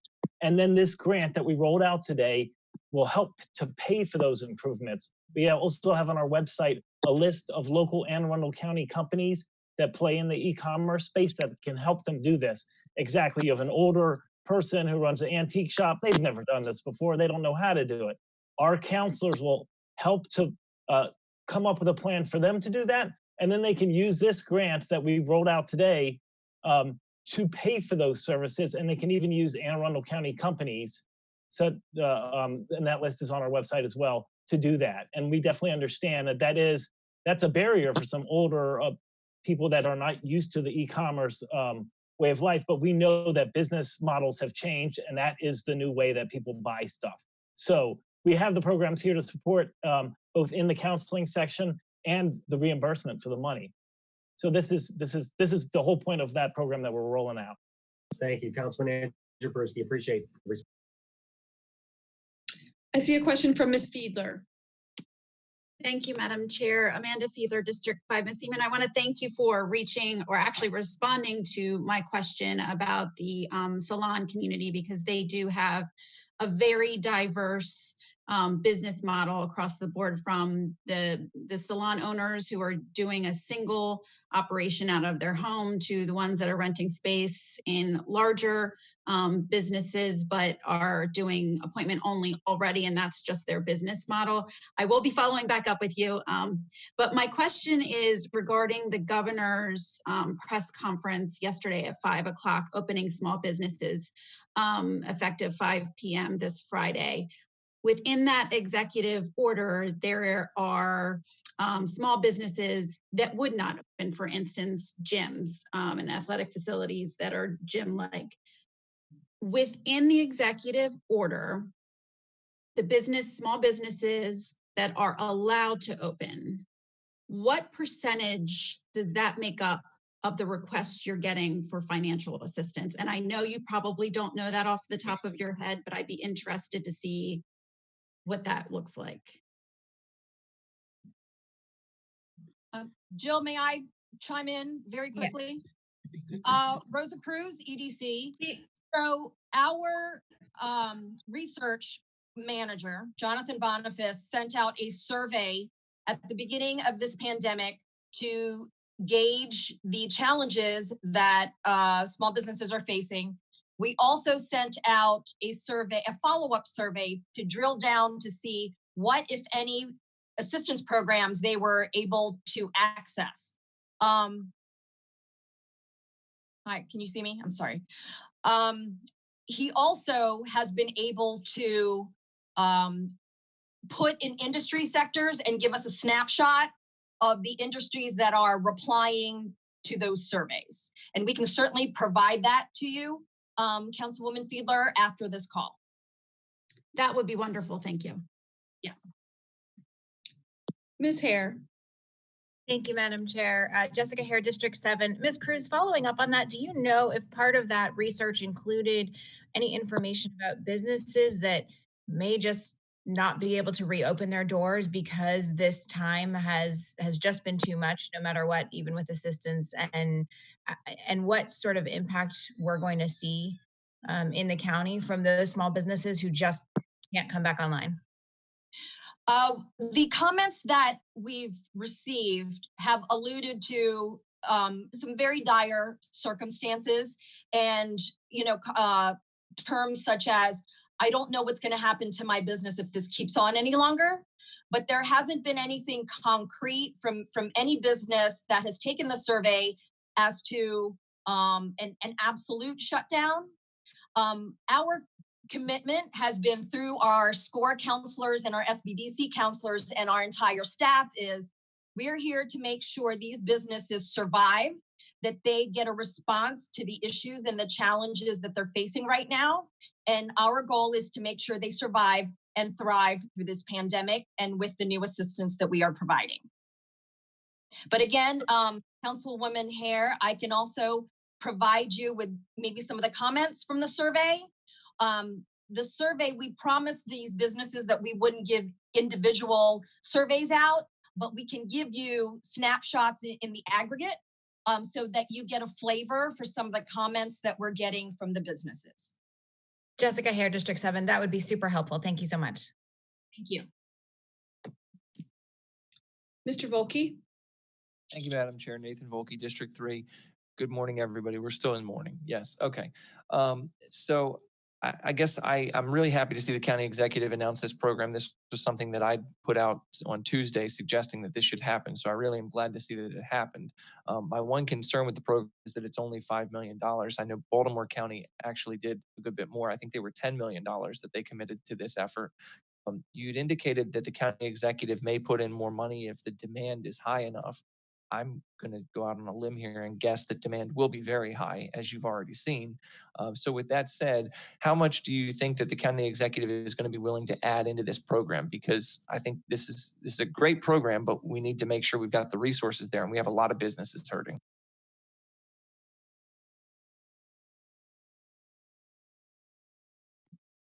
You're still muted. Thank you, Councilman Volkey. Jill Seaman, Anne Arundel Economic Development Corporation. Our whole staff agrees that $5 million is not going to go far. And I will say that the county executive did commit to add additional funds, but he didn't commit an amount. I'm hoping it's at least another $5 million. And I think that he's going to judge the amount that he'll add depending on the demand of the program. But as you mentioned, we're already getting a lot of inquiries. Thank you. I also wanted to follow up on the program. There are a number of excluded industries, and I understand, I guess looking at it, I can see why maybe some of them would be there and others wouldn't. How did you come up with the excluded industries? Was that somewhere else that we just took that from, or did you all come up with that list? I'm going to defer to Steve. Stephen Pramash, Arundel Economic Development. That Councilman Volkey, that's been our standard for all our loan programs, and the list itself came from the state of Maryland on how they handle their business loans and what the excluded industries are. So that's where we have the list. We've always had that list, and we've stuck with it. We try to not to lend to controversial industries, since it's public money. Some people may agree, some people may disagree, but we've had that list since I've been there, and I've been at AADT for 8+ years, and it mirrors the state of Maryland DHCD list. Okay, thank you very much, Nathan Volkey again. Also following up, same question that I've asked the other sort of quasi-private, quasi-public entities. Have you all applied for any PPP funds from the federal government? No. Okay. No. Okay. And thank you. And then Nathan Volkey again, kind of my last line of inquiry. So with respect to the reopening of the economy and the press conference the governor did yesterday, and then the county executive statements that he's going to consult with the health officer in deciding how and when to open back up Anne Arundel County, I guess my question would be, have you all been consulted, and do you expect to be consulted on the business impacts that the shutdown has had on Anne Arundel County when the executive is making these decisions? I sit in on a county department director meeting every week, every 2 weeks now, and most of that agenda is dedicated to the health department. We did tell the county executive that we will field calls when people start calling, asking questions about my business, authorized to open up, and why isn't it? So we're already anticipating calls regarding whatever the county executive announces. Sure. Nathan Volkey again. Thank you. I appreciate that. I guess I'm thinking not so much in terms of a reactionary role, but in an advocacy role. Is I always get it wrong, AAEDC, economic development. Are you all advocating to any degree for a reopening of certain businesses in a particular way? And if so, is that advocacy being heard by the county executive? No, we have not. We are taking guidance from the county executive and the health officer. Do you expect, again, sorry, Nathan Volkey, do you expect that the county executive will look to AAEDC to ask you all for any input on how, when, on the reopening it should happen? Jill Seaman, absolutely. He's already told us that he wants the AAEDC staff and the AAEDC board to help with reopening and deciding how to phase it in. Okay, thank you. Ms. Seaman, this is Allison Pickard, Chair D2. At the beginning of this, I feel like feels like it's been 2 months or so. I believe y'all announced a partnership or a coalition with the economic development corporations from the neighboring counties. Are y'all still partnering and sharing information? I know Mr. Volca mentioned Baltimore County executive had budgeted 10 million towards small business relief, but they also have a $3.9 million budget, $1 billion budget. So they're sort of double the size of Anne Arundel County. Can y'all talk a little bit about how that coalition is working? Sure. Jill Seaman, AAEDC. Madam Chair, I have a Zoom call on a weekly basis with this collaboration group, and it includes Howard County, Anne Arundel, PG County, Montgomery County, Frederick County, and Charles County. And so we all exchange what our individual counties are doing. And yes, some of the counties are offering huge pots of money where ours is a lot smaller. But the county executive also meets with the other county executives in the region, and I'm sure he hears all of this too. So he is open to adding more for our grant program. Thank you. Ms. Fiedler. Thank you, Madam Chair. Amanda Fiedler, District 5. I just want to make a quick comment. I have sent several business owners to you all, and really they were in crisis mode at the time, and you have done a phenomenal job directing them and getting them to the appropriate resources. So I applaud what you're doing. And on behalf of the businesses in D5, I thank you. Thank you. Allison Pickard, Chair D2. Do we have any further questions for economic development at this time? Seeing none, thank you so much for all your hard work and all that you're doing and for being with us this morning. Really appreciate it. I think I have 3 more emails to folks to send your way just from sitting here. So there are a lot of questions coming, and I don't think y'all are going to be taking any vacation anytime soon. So thank you for all your hard work. Thank you. We appreciate all of your support, and thank you so much. And this is the last one. That's right. Have a great day, and please stay well. Thank you. You too. Done. Well done. Is there any other business to be brought before the County Council at this time? Seeing none, that concludes our departmental hearings on the proposed FY21 budget. May I have a motion to adjourn? Volca, so moved. Councilman Pruski, second. Thank you. All in favor? Aye. With the yellow flag. The motion carries. Thank you, everybody, for sticking with us in this virtual budget review process. This was our last budget review meeting of the last 2 weeks. The County Council is adjourned until 7 p.m. Monday, May 18th, 2020. Stay well and have a great day.